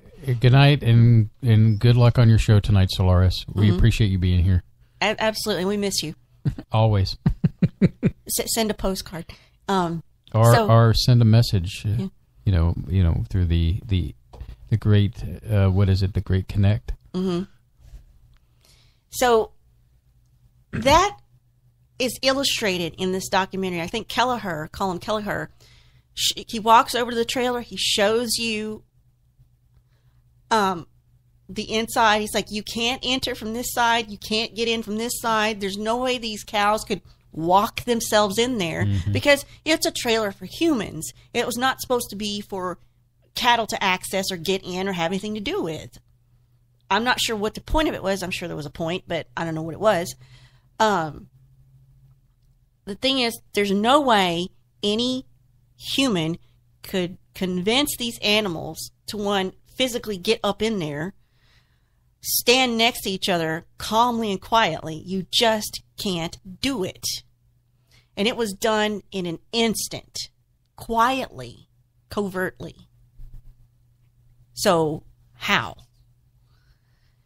And the fact that it was magnetized, the area. I just can you imagine what the technology could be to do that? You're talking about transportation, teleporting, teleportation, a beam like a tractor beam, like you hear about on Star Trek. There'd be some kind of sedation involved, but and then the ability quietness to of it all. Take metal and magnetize it. Mm-hmm. Probably. I think that was a byproduct of whatever it took. The energy that took to do what it needed to move these bulls. But that was just that right there convinced Knapp there's an intelligence behind this. Now, another witness testimony that I don't remember reading this either. I can't remember the guy's name or if they even revealed his name, but he's on camera. So he lives or he was staying with someone or family in that area, somewhere within the ranch area or the Uintah Basin area. He was in a house, and I don't know if he heard something or there was a light. He came outside, turned, and faced the house. And right over the roof was, he said, the giant UFO. Like the biggest thing he'd ever seen in the sky. He was right over the house, and he said it kind of had kind of the saucer shape from like the front of the USS Enterprise, the saucer part. And as he was looking at it, he heard a voice say, almost like it was inside his head, "You shouldn't be seeing this. Go back inside so you won't miss your family." He thinks he may have missing time, but he can't. I don't think he can confirm it. But I'm like, wow. But they talked to him. They're at the location. He recreates where he was standing, and they showed us the top of the house. Mm-hmm. So it's not just at the ranch per se that people see things or experience things. It's this tract of land, the Uintah Basin. There's something about it. I don't know if it's a natural phenomenon that's pulling it there.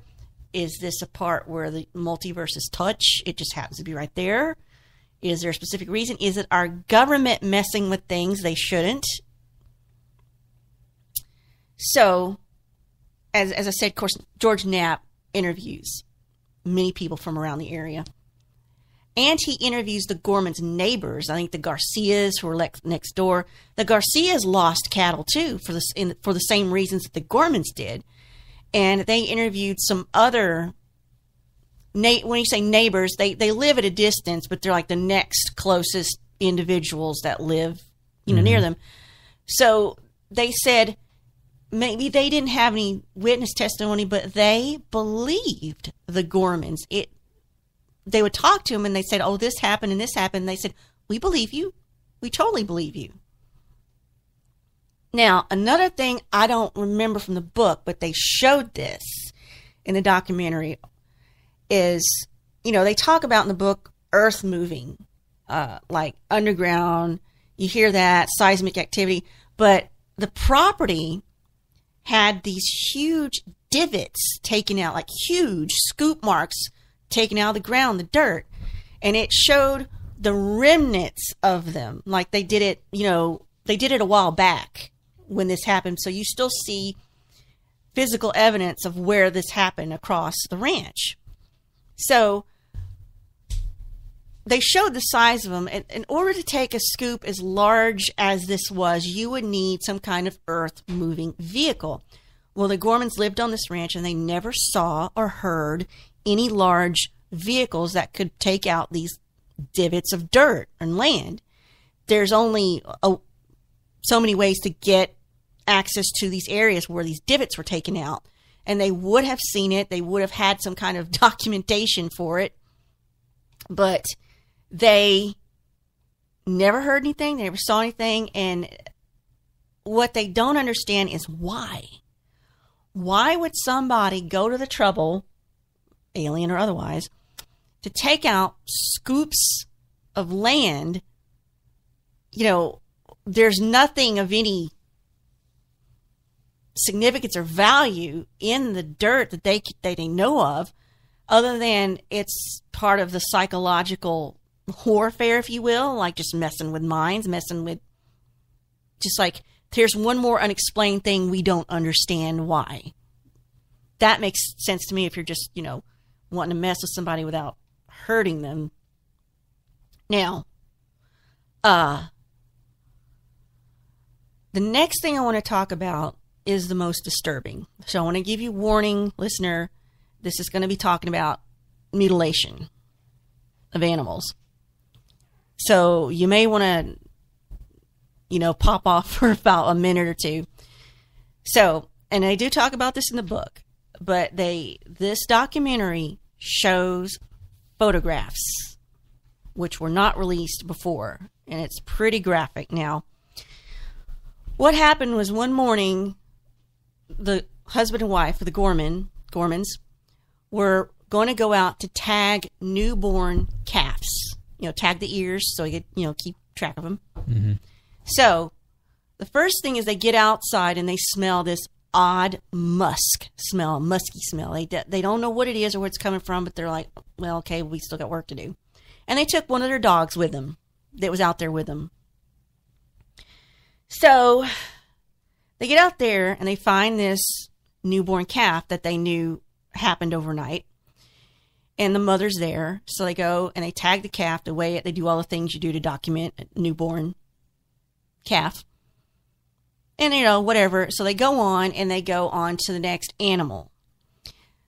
Now, they were something like 100 or 200 yards away or feet away. It wasn't like some huge distance, is what I'm trying to tell you.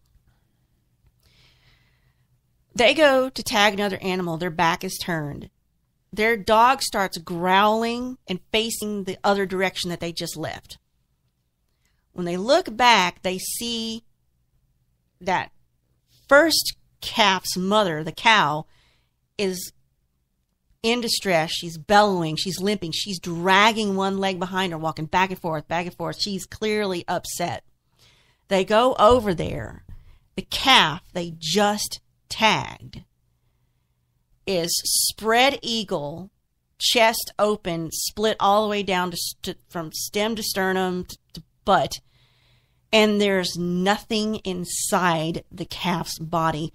All the organs, all the muscles, all the meat, if you will, it's just skin and bones, and it's clean.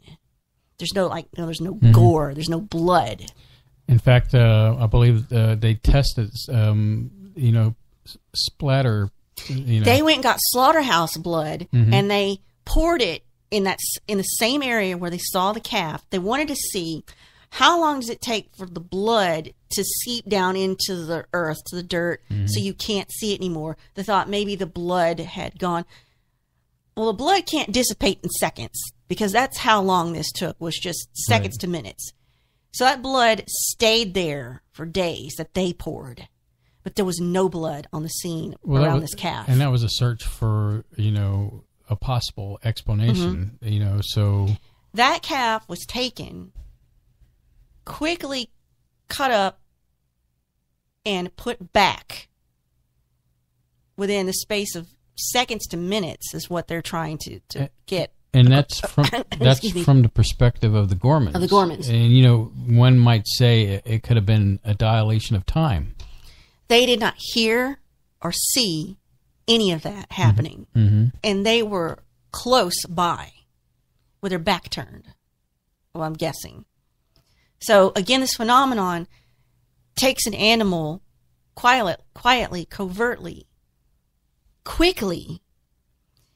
So that just definitely messes with their mind. So now they showed a photo of that calf. And it's disturbing, but if it was all gory and stuff, that would have been, but this was so, it almost didn't look real. I'm sure it was real. But then, in the book, they mentioned that, there was an incident where his dogs go missing at night and they never come back. And that he goes out the next day to look for them, and all three of them, their heads were removed. They show a photo of one of these dogs. Again, it's clean.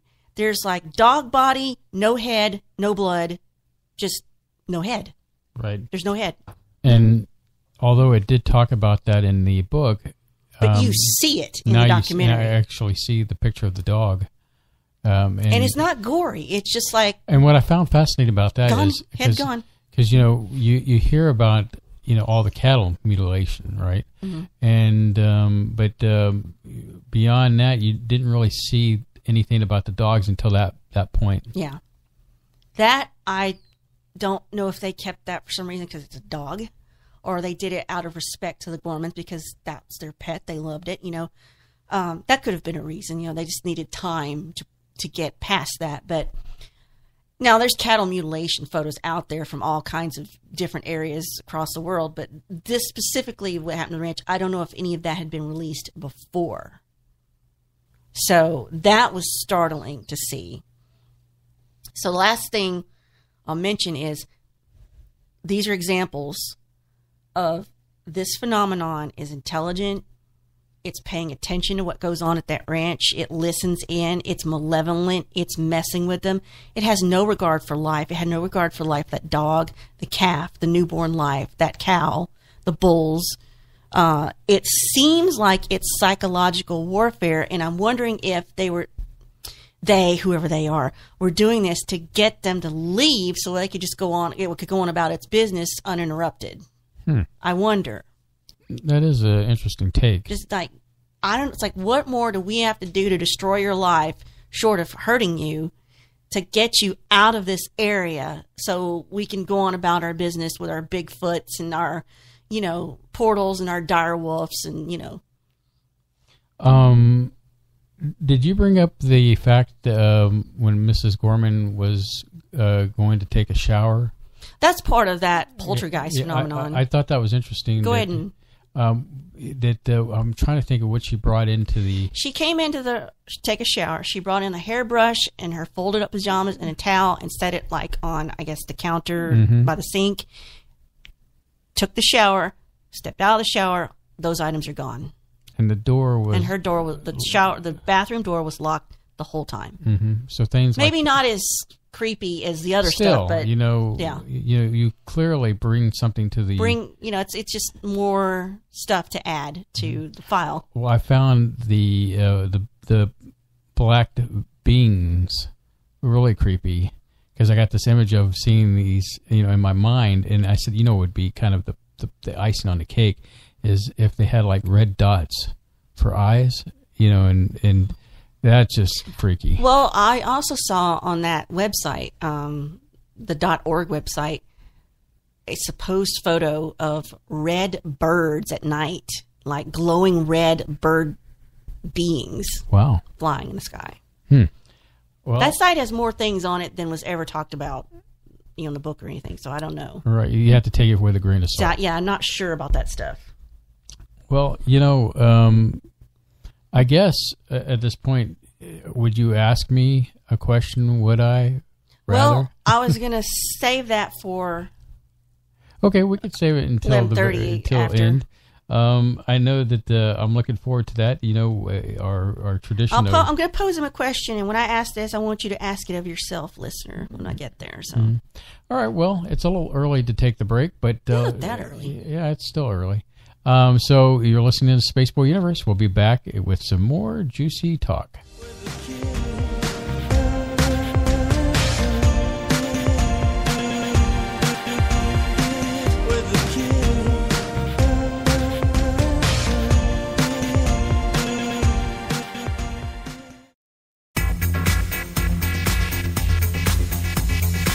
You are listening to Spaceboy Universe on the SBU network. Explore the universe with Spaceboy and Surlana.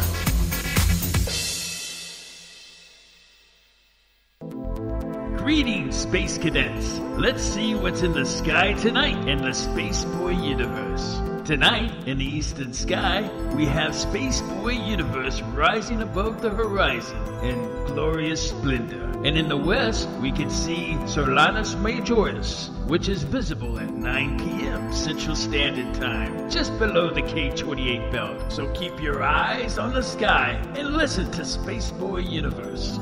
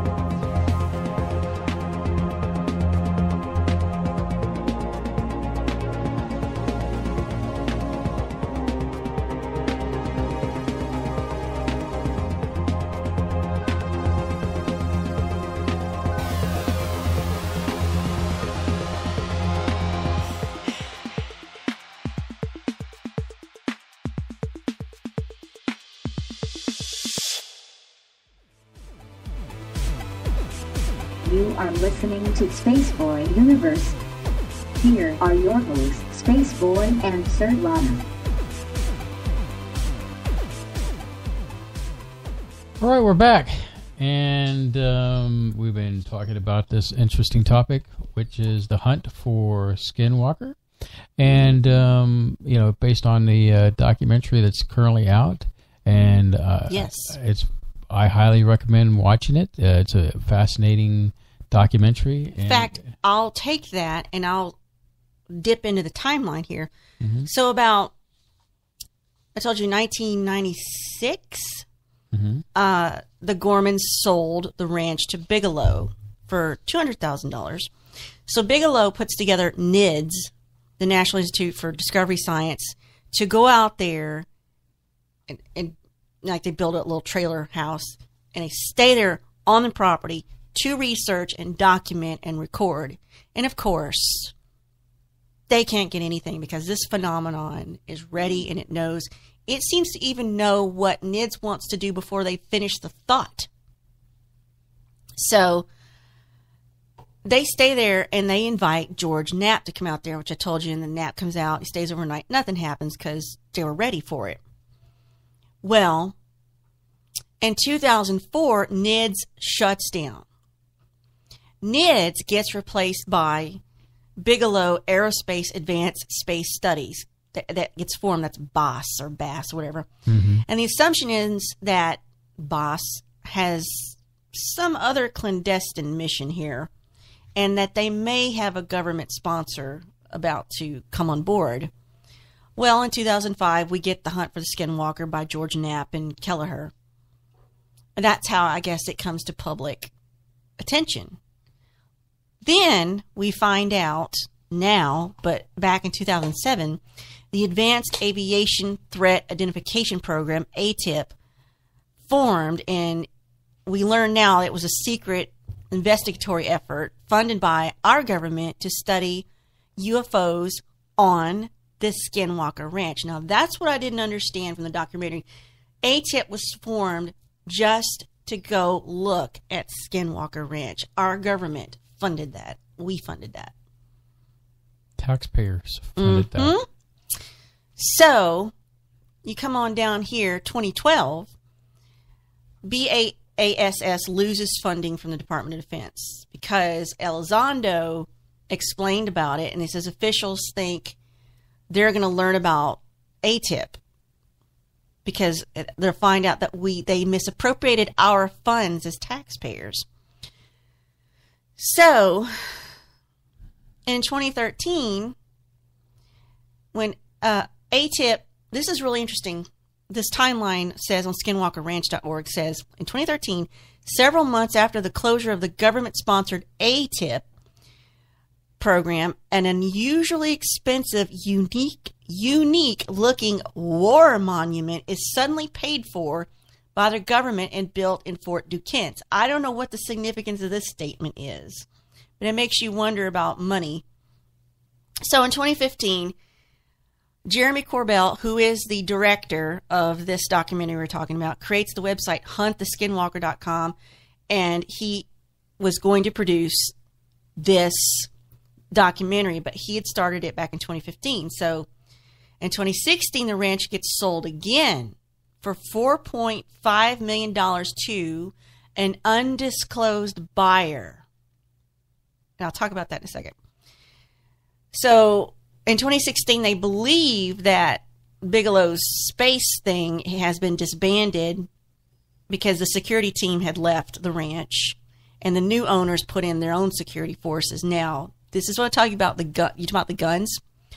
It said, unlike the previous guards from Bigelow's people, these new security guards carried pistols. The ones before carried pistols and mace. These new guys carry long guns. So they weren't messing around now. Also in 2016, Hickens Road was a public road that cuts through the Skinwalker Ranch. Well, Hickens Road gets legally vacated. It was an all-access road leading to the ranch. Now they close it to the public, and a checkpoint is set up with a large warning sign that says, don't approach the gate to the property. Interesting. In 2017, Tom DeLonge, blah, blah, blah. So, So in 2017, we get that thing where we find out, and Knapp tells us in December, we find out the ATIP and Boz were on the Skinwalker Ranch, and it was taxpayer funded by our government. So that's coming up to 2018. So the first people out there were NIDS. They searched the area for scientific answers.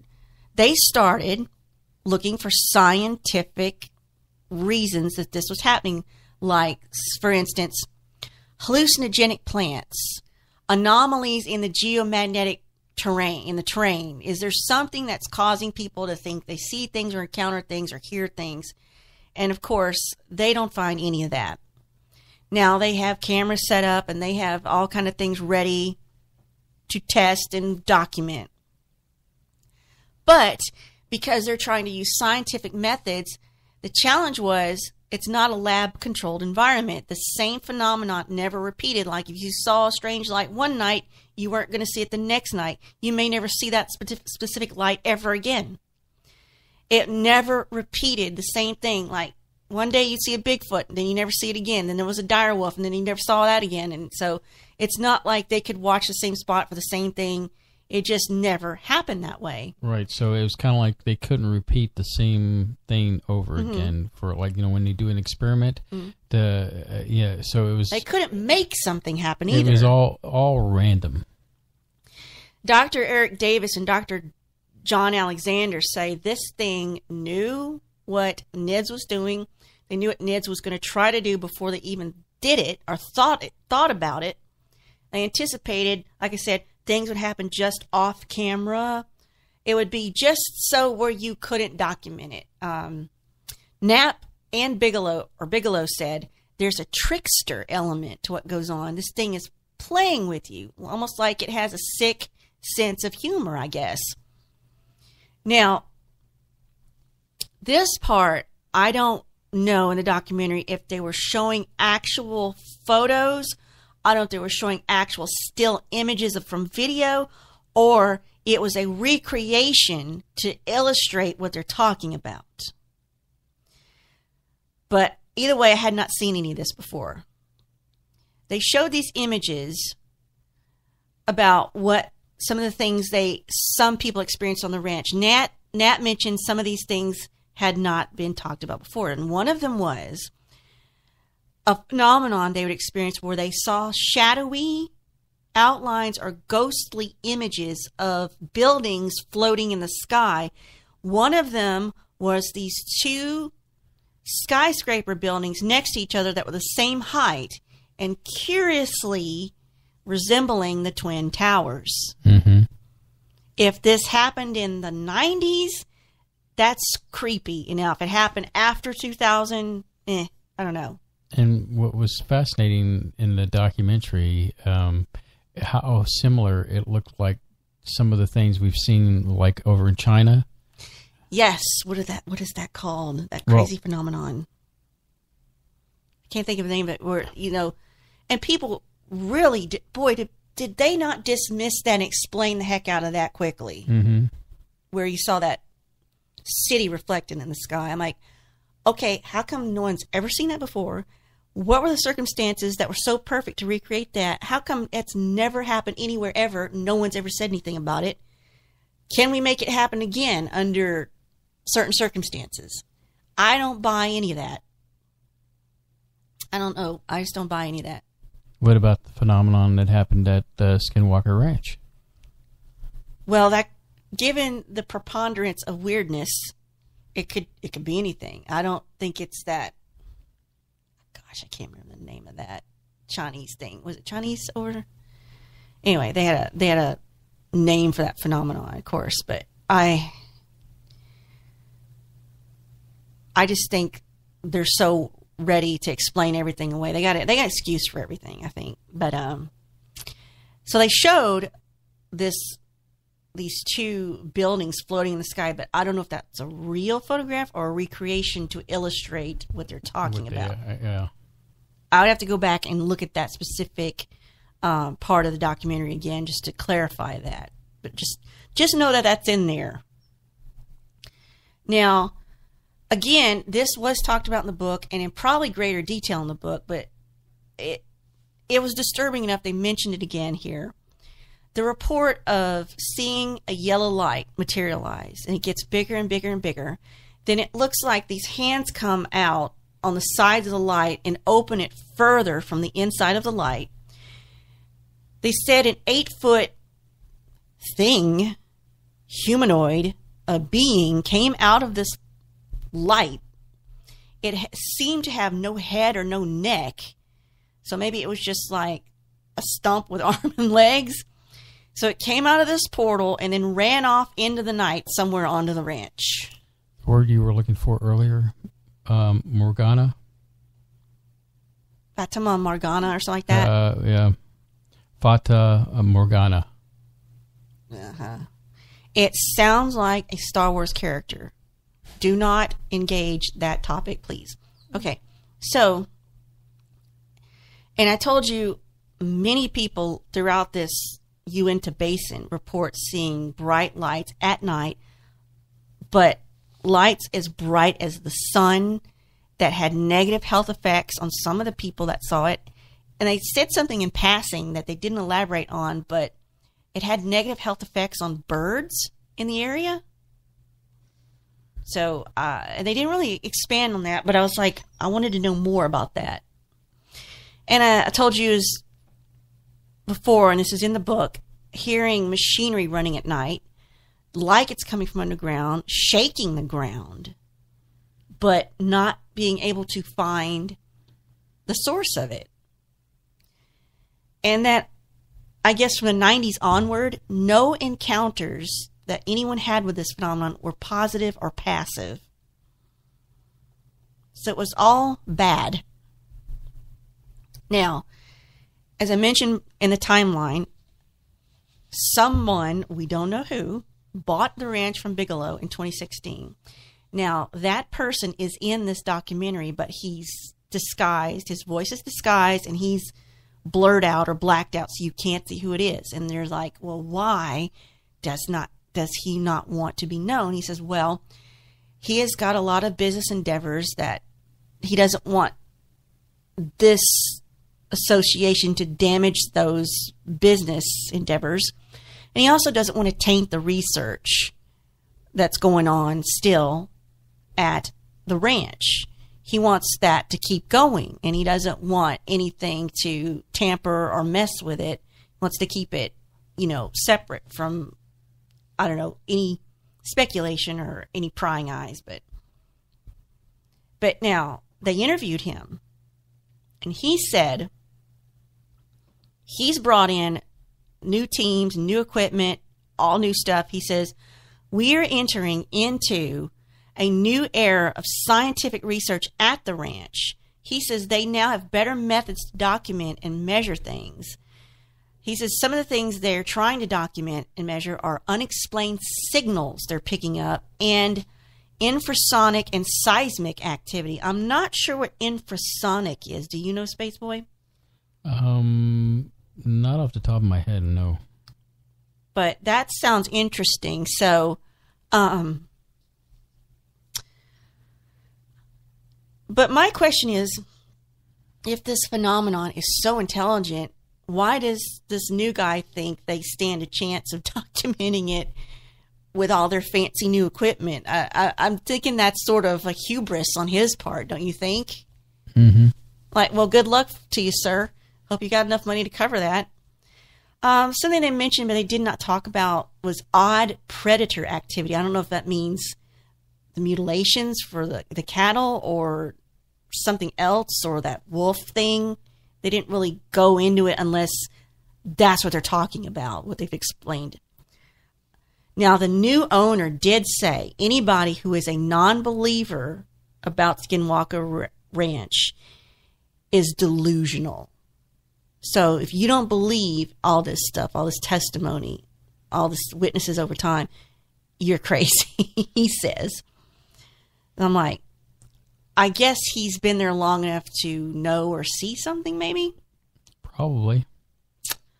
Now, Knapp and Bigelow, in this documentary, they reinforce the notion that this activity, this phenomenon, what goes on at this ranch purposefully messes with you, messes with your mind. It knows when you're off guard or you're not ready, and that's when something happens right in front of you to really shake you up. So, excuse me, got choked up.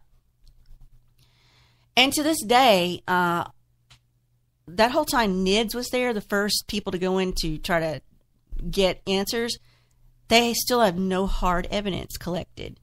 Because, again, this thing is too advanced or too intelligent. It's always a step ahead. It can't get caught on camera. It anticipates all your moves.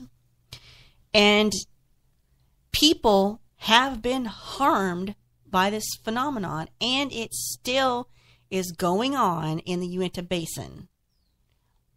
So it's not going away.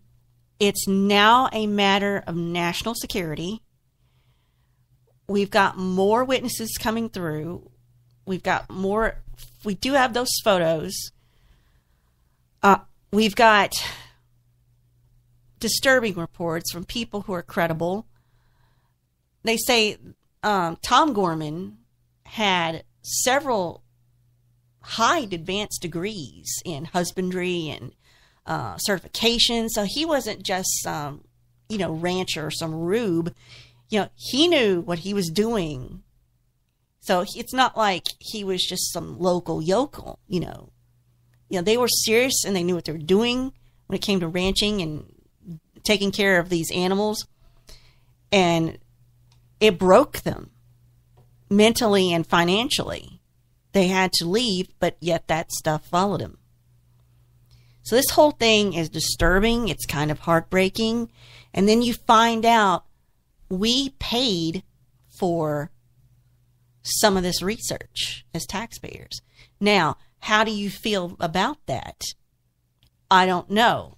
I kind of want to know what's going on, but will they ever tell us, and will they tell us the truth? I think that's the situation, is that, I don't mind a little money going that way as long as they disclose what's going on. And there's no way we'll ever know if it's the truth or if they'll ever tell us. But now I'm going to ask you a question, and I might spin it a few different ways. Go ahead and ask your questions. Okay, Spaceboy. Yes, Surlana. My husband. My wife. If let's say the new guy who's got it, if he's still got it right now, the new owner said, "Hey, Spaceboy, your real name, we'll pay for all your expenses to travel to Skinwalker Ranch. You don't have to pay for anything, your food or your accommodations. Just come here, stay alone on the property for 24 hours, then we'll come and stay with you, and you could stay with us for like a couple days. And you can ask all these questions, and you can do whatever you want, but you can't like take any of your information with you. You can tell me though. Would you do it?" And you say just my expenses, I guess they're going to get me there. And don't have to worry about travel or food or accommodations. All that will be taken care of. But the thing is, you'd have to stay on the property for 24 hours by yourself, completely alone.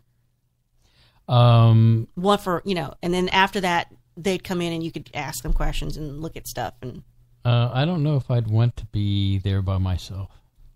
Okay. So you wouldn't do the alone thing, but you would love to be invited as a group. As a group for safety. Yeah, so I have that, fighting with, better chances with numbers. All right, let's say they do invite you under that circumstance. Would you do it knowing that something could come back with you? There's that potential. A hitchhiker, if you will. Well, there's always that possibility. Like, we know about Spaceboy now. Let's go follow him home, see what he's like.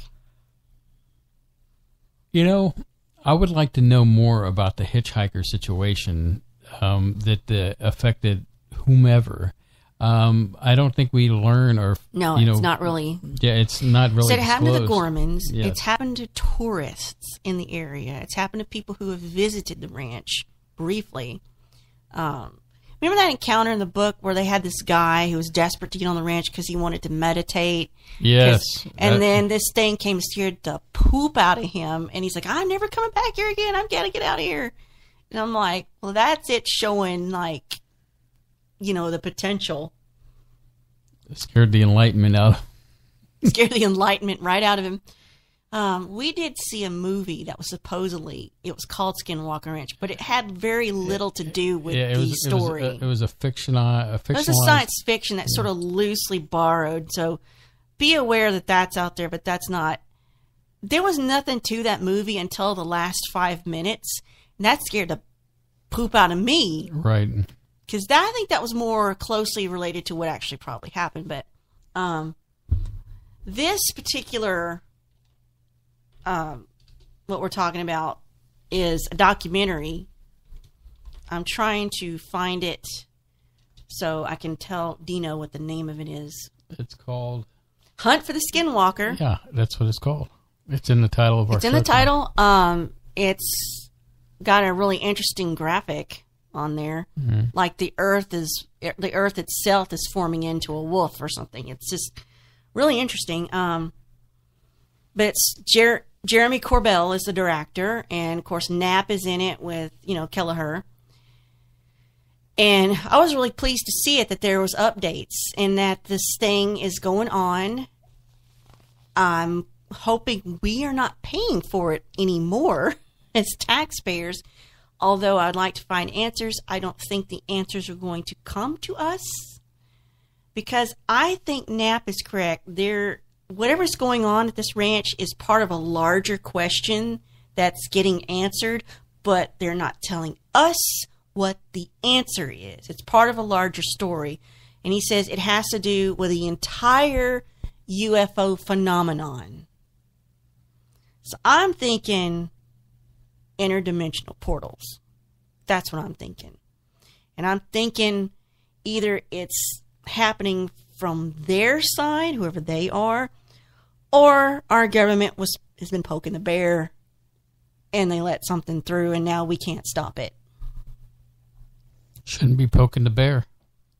And, you know, I make that metaphor like you're messing with things you don't understand, you don't need to understand, or you shouldn't mess with it till you fully understand or not. I mean, and I tell you again, I really think it's all related. I think quantum computing and manipulating dark matter and what they're doing with CERN with these technologies, computing and dark matter, I think they're all related. Multiverses and portals. I think, you know what we said about quantum computing, if you do it here, it affects the partner over here, but it's the same with dark matter. It's exactly, there's a reciprocal, and I think if you open something here, something can open up over there that you didn't know about. Mm-hmm. And I'm wondering if there's a situation like that at the ranch. But maybe it was there first. I don't know. Because if it has been happening since human beings have settled the area, then it would predate CERN and other colliders, and these beings already know things we're just now finding out about the universe, the properties and quantum particles and dark matter, things we really don't need to be messing with for any reason. Right. Your thoughts? Well, I mean, it all comes back to the old phrase, once you open Pandora's box, there's no going back. And so, but at the very essence of the situation, we're curious. We want to know. And I think that's what... And then I'm going to come back to something I'm going to cross-stitch on a pillow. Just because you can doesn't mean you should. Well, that is true. But I'm going to hang that up at work. By nature, humans want to know. They want to figure out how things work, and at the end of the day, that's what you get into with this situation, is that you have people that have money, who has the time to form a team to send in there and investigate when the state, I guess, of teams in general for the paranormal were in a disarray, and so Bigelow comes in, has the money. Yeah. And the interest. And the interest, that's the key thing, the interest. How did he find, I'd be so curious to find out how Bigelow, or maybe they approached Bigelow, how he found somebody who had the money and the interest and wants to keep searching, but maybe doesn't have the government involved. How, I don't believe for 1 second the government is not involved anymore. You know, darn good and well they are. And that in what goes on, the searching at that ranch. There's no way they let that go. Because I'm surprised they didn't come in as soon as the Gormans let this out and just buy it right from the Gormans, or just take it. Their property, I mean, the government. I'm surprised they even had the opportunity to sell it to Bigelow, and he sold it to this guy. You know what I'm saying? Well, Bigelow's team, had the inside track. They did it. And they did so hook up with I'm sure the government kind of relied on what Bigelow knew as a contractor. And so Bigelow might himself may know more than what's beyond the ranch. He may know more stuff than he's talking about. Knapp may know more than he can say. I think there's more here than people. I think they let out a little packet of information, and there's even more. Indeed. Well, Surlana, we're going to take this last break of the evening, and when we come back, we'll finish whatever is left on the subject matter tonight, Hunt for the Skinwalker, and we'll talk about what's next week, and so don't touch that dial.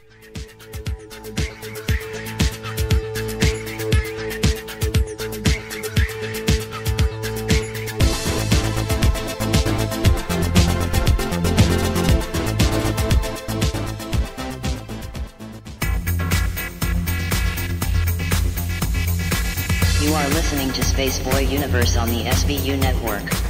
Explore the universe with Spaceboy and Surlana.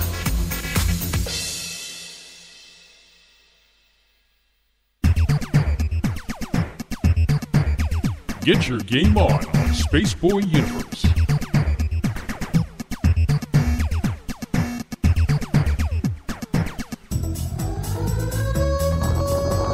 Level up with Spaceboy Universe. No quarters, no problems. Play it at Spaceboy Universe.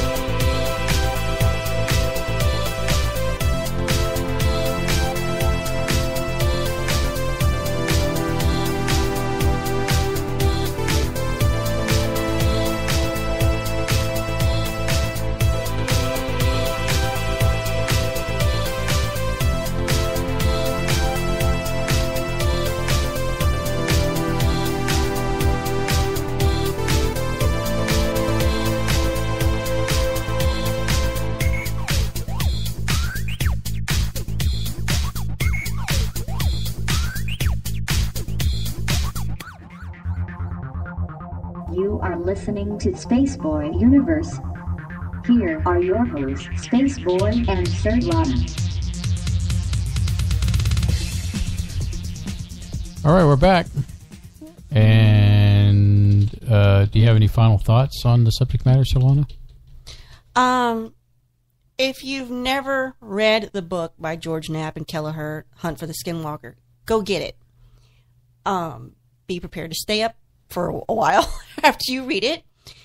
I would encourage you to read that first, as far as you can, because it'll give you a greater understanding of what's happened over time. Then go check out the documentary on Amazon, which you can rent for $4.99. I think we ended up just buying it. Because it will give you the latest update and the things they didn't talk about. I encourage you, get on YouTube and look for George Knapp talking about it. Sure, go look at other things too, but a lot of the stuff you're going to find will be interviews and people like us talking about it. And then some of it will be, I have to warn you, some of it will be creepypasta level stuff. That's slightly fictionalized or misinterpreted accounts. So just, try to find people that are associated with the book and the documentary to get the real story, the witness stories from. Because there's a lot of movies and things out there that are inspired by it, but have nothing to do with the actual phenomenon that has actually happened. So just kind of watch yourself when you look for this stuff. But there's a reason it's called the Disneyland of the paranormal. You name it, it has happened here. They're talking about strange animals, strange humanoids, alien figures. There's talk about strange electrical mists. There's UFO phenomenon of every type. There's Bigfoot. I even saw a footprint of a so-called raptor on the land. I don't know if this was part of it or not. It might be an embellishment of somebody else, but there's enough going on there that you name it, it's happened. And in the book, they document a lot more phenomenon that some of these UFOs are not the typical UFOs that you hear in the other encounters. Some are like, what? And the thing to take away from this is it's random, it's unpredictable, it's intelligently driven, and who or whatever this is, it is not your friend. I don't think it wants you there. I think it wants to scare you so you'll go away. And it's not beyond using extreme measures to do it. I don't like it.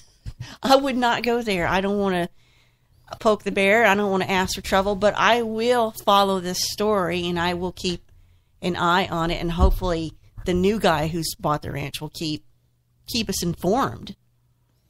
So you phrased it to me about going to the ranch. So you just period, you would not go to the ranch. I don't see any point in it. And you'd just rather for that potential of what could come back with you. You have enough, bless your heart, love you to death, but you have enough weirdness going on at night and the things you dream about that bother me on a psychological level. You don't need additional potential strangeness. You know what I'm saying?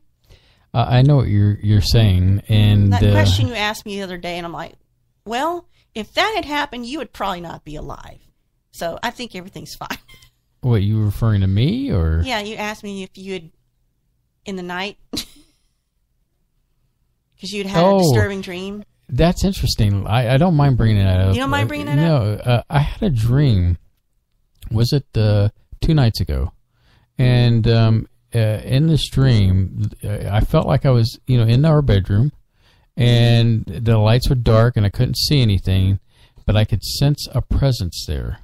And yay! And So I immediately, you know, concerned for my life, swung out into the darkness to like see if I would hit anything.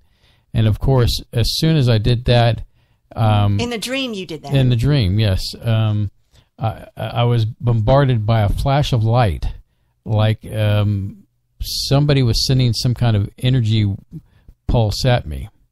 And so I immediately, after the first pulse, swung out again into the darkness.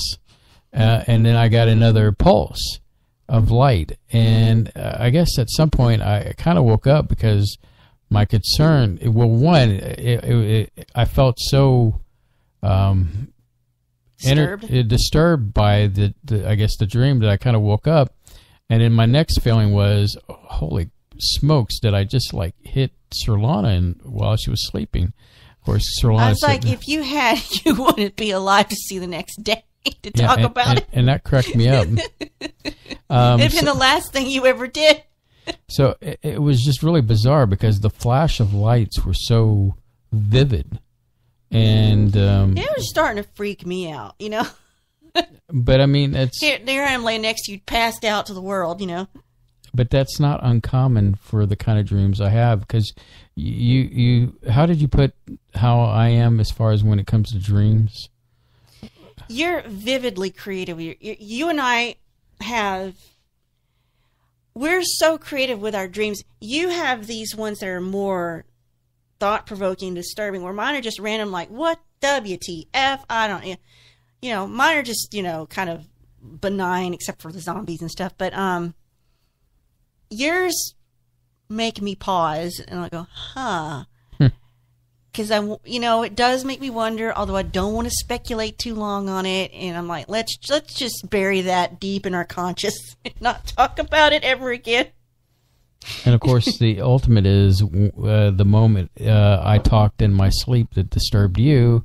That was a while back. Yeah, and that was when we were living in an apartment. And I went human. Oh God, I should have punched you in the face. I really should have done that. And you said, and just played it off like, honey, what happened? You know. But I'm like, you were talking smack in your sleep, and I didn't like it. And I had to knock you out to get you out of it. I mean, another example of a dream that I've had is that it was in black and white. That's pretty cool, actually. And I went over this hill, and it reminded me of the sound of music. And when I got to the top of the hill, there was this line, and then there was a sign that said in Technicolor. And as you crossed the line, but it's you like could Wizard of Oz. It was very Wizard of Oz, you know, going to sepia tones. But that is freaking cool. I would love to see that recreated in a video. But anyway, that's any kind of given dream, you know. I have dreams where I'm in the ocean and I'm drowning. Mine are more random, make no sense. But I mean, just there, yeah. This.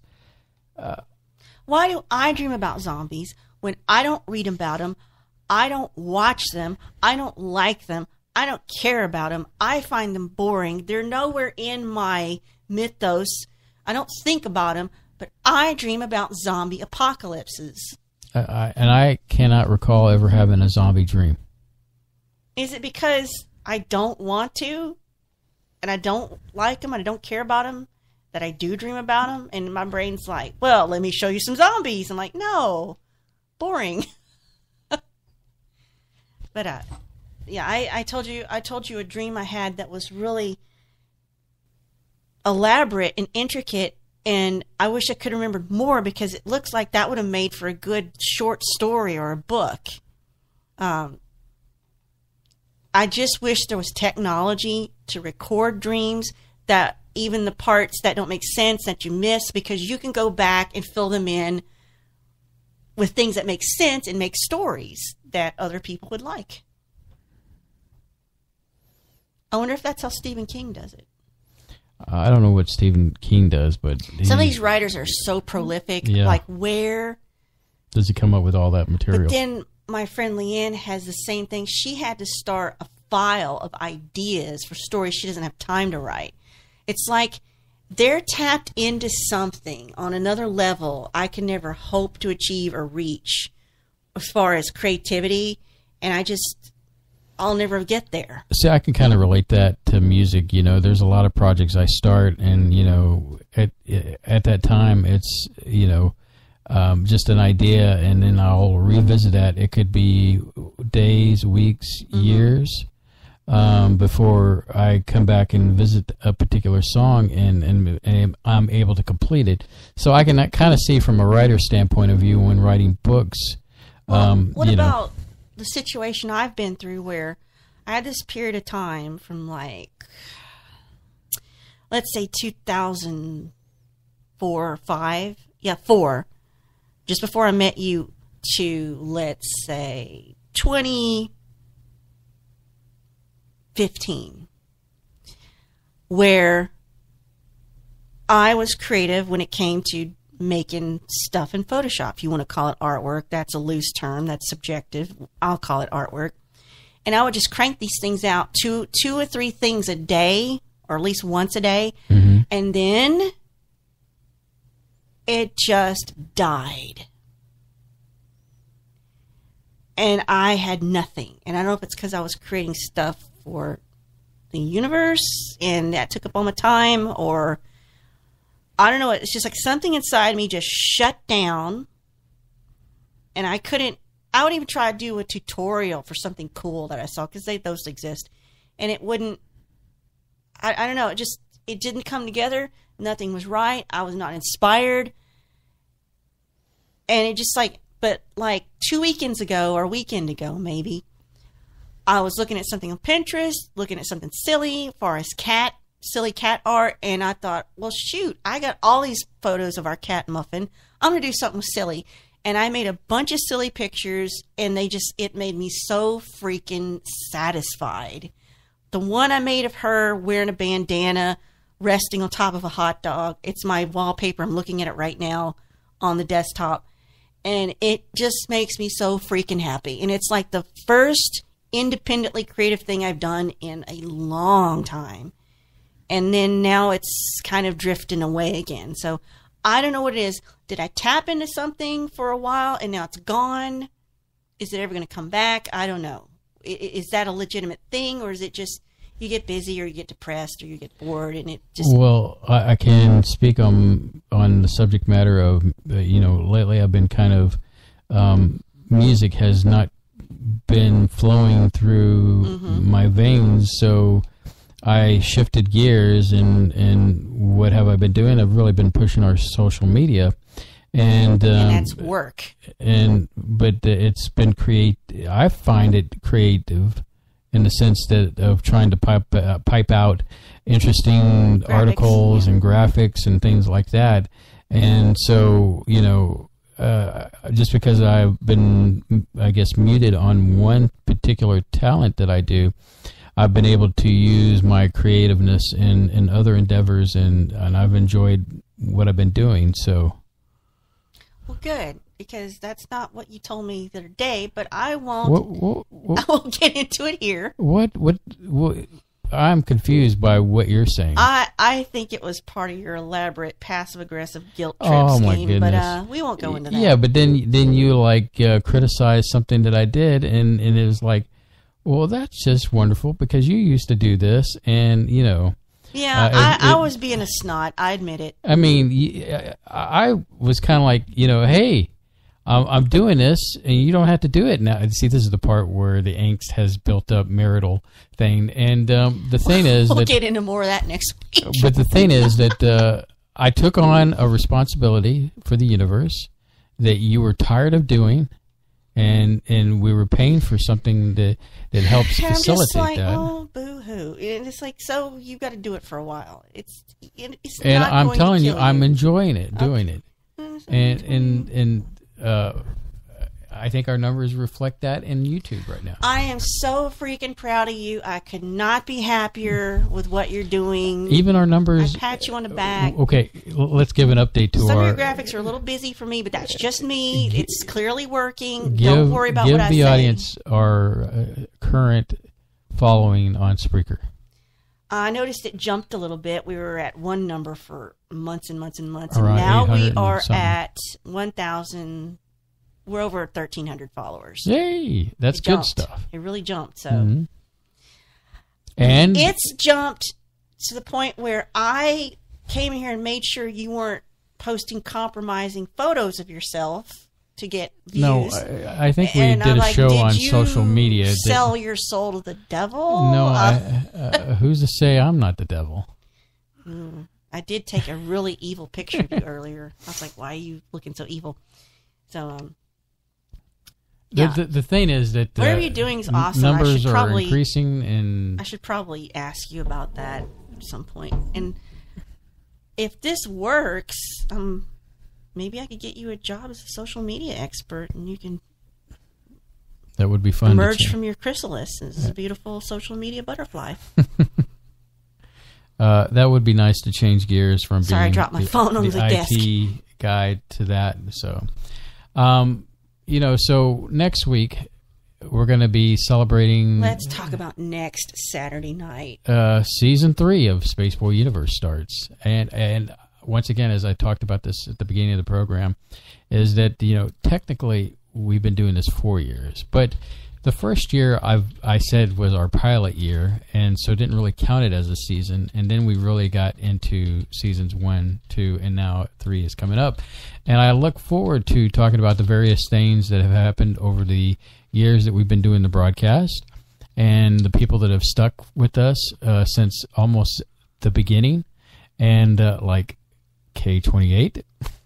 And we appreciate him from being there from Bless ground his zero. heart. I have a feeling K28 is going to be the last cadet He was the standing beginning. at some point. He's the alpha and the omega. I have a feeling that it will just be one day. It's just going to be just K28, and it'll be like, well, here's our one fan. But the thing is, we whittled it down to this guy. You can't really judge our chat room based on the numbers. Because there's a lot of people There's that a lot just, of shy people, I that guess. don't do the chat thing, and we've tried to do the show based on a formula, and that formula doesn't work necessarily for everything. I think a lot of our listenership is now coming from YouTube, and according to the numbers, but so it's kind of a different dynamic. We could theoretically just not do the show live Saturdays at 9 p.m. anymore. Which would free up our Saturdays But significantly. It really goes against why we created the show into what it is now. And so I'm very reluctant to do a floating thing where it's a podcast, because I feel like we pride ourselves on being different and live. being live and being consistent. And that we didn't have much of a life to begin with, so it's not like this is taking Here we away go from again. anything. We're not elderly shut-ins, Surlana. No, but you know what? At least we do have each other. For all that we fuss and that we have this angst, and it sounds like I don't respect him God or save care. me. Save me now. We, at the end of the day, people have come and gone in and out of our lives and in and out of our broadcast, but we still have each other, and we will stand defiant against anyone. And then on that too, we'll support anybody that's I don't want to say just because you're loyal we're going to support you, but it helps. I'm getting all choked up about it. Sorry, I'm just looking at the chat. Somebody's very clever with words here. But yeah, so next week is our 4th year technically anniversary. Yeah, but don't give me that pilot season BS, because that was a broadcast. It counted. It happened. It's season 3, so let's just count it. Get it over. Today is. Why you got to make things so complicated and weird? Season 2, I don't know. This is season 2, episode 35. I don't even care, and, really. And then starting I don't even next need to week be here. Will be season 3.01. God. I know it drives you nuts, but just get over it. Nobody cares. Get over it. Nobody cares. Get over it. I've been over it for months. Anyway, so but that's the way the dog rolls.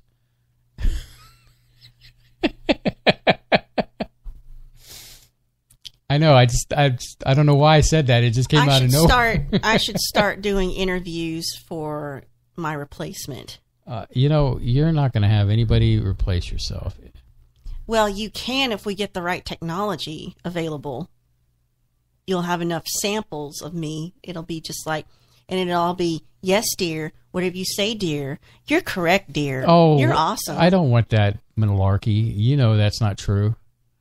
Then you could just replace me with, like, you could alter a Teddy Ruxpin, and then you could put a camera on it, Can I make him sound like Barney? Why would you want to annoy people like that? Hi, my name is Surlana. Won't you be my friend? I can make that permanently stop right now. I'm not imitating you. I'm imitating Barney. So next that week, would be the mechanical thing. So we're dying here. So next week is the anniversary show. We will probably have some clips from shows that I think were standout moments, if I can find them in time and get them edited, which I'm capable of. I just don't have time. But the goal is to do that, and then you'll hear some funny stuff that we've captured and some funny stuff that's happened within the last few months on this program. We'll play that, and I'm thinking we might do some top 10 lists, or top 10 favorites, or top 5 favorites, this, that, and the other. We will open phone lines, so anyone can call in. We encourage anyone to call in. We love first-time callers. We will shower you with affection and praise. We will never try to out you or and at this cut point, you down. I want to say, not that we don't love our regulars. Regulars. It's just that we would love for some new listeners to give us some feedback, even if it's not good. We're not professionals. I think I should be replaced. You could vote to have me replaced. That would be awesome. But we'll have the phone lines posted and ready for you well before the show on social media, so anybody can call in and tell us whatever. The regulars, our standbys, anybody that wants to say hey or congratulations. The audience really wants SurlanaUniverse.com. And it will be a toll-free call on your part. It'll be an 800 number, toll-free. So there's really no reason for you not to call. But we'll have that all posted for you in time. It'll be a fun night. Probably nothing heavy, no bummer topics, unless it gets talked about in banter or something. Just good old-fashioned stuff. Now, Spaceboy's told me I can have cupcakes or alcohol. I don't think that's fair. You can have alcohol as long as it's like 15 minutes. He says we can't afford both. 15 minutes till the show is ending. Then you can have your alcohol. Send me suggestions on what type of alcohol. I do best with liquor. I will not drink beer. I will not drink wine because I don't understand it and I like the flavor. Send me your liquor. Because, I think back suggestions. to the clear liquor, the better. Tea and Sarcasm episode where you... That was my show. It didn't matter. That show is dead, so you don't have to worry about it ever again. It'll never happen again. But it'll never come back. Our show deserves cupcakes. With alcohol in them. At the very end. I'm going to spike his drink. I really don't know how... alcohol goes through you pretty quick. Well, it makes me loose for about 20 minutes, and then I just go to sleep. And Kahlua is awesome. My favorite is Bailey's, Michelle. But I would like to branch out into some of the clear liquors. Like, I've heard of like birthday flavored vodka and raspberry flavored vodka. I've never had either. I would like to maybe explore that. Maybe the birthday cake would be more appropriate because it's an anniversary. So it's the show's anniversary next Saturday night. And then next month, at the end of October, is our wedding anniversary. So there'll be another opportunity for hilarity and drunkenness. So you say, all right. You can't stop me. I can stop it if I need to. No, you can't. Yes, I can. No, you can't. Yes, I can. I'll finish this later. Yeah, I'm sure you will when I'm all out. So come back next week. please. Same time, same place. Yes, this is your chance. Get ready to call us. Get ready next week. Get on the bandwagon. It's your duty as a space cadet to do so. So before I leave, remember to check out our YouTube channel, subscribe, and click that bell to be notified when new content is available. And on that magical note, Surlana, say goodnight. Say goodnight, Surlana. Oh, sorry, I was busy typing. Say goodnight, Surlana. Oh, come on. Say goodnight, Surlana. Oh, don't tell me to do Say goodnight, Surlana. No. The goat's mad now, Surlana. Let's spank the goat. You picked off the goat. Spaceboy Universe is hosted by Spaceboy and Surlana. Executive producer is Surlana. Associate producer is Leanne Cordes. Music production is Spaceboy of SpaceboyMusic.com. Special thanks goes out to Leanne K, K28, Dino, Solars Blue Raven, Patrick Sporer, Bob and Beverly N. This has been a Spaceboy Universe production. Support the universe by exploring Spaceboy Universe with Spaceboy and Surlana. Sweet dreams, Space Cadets.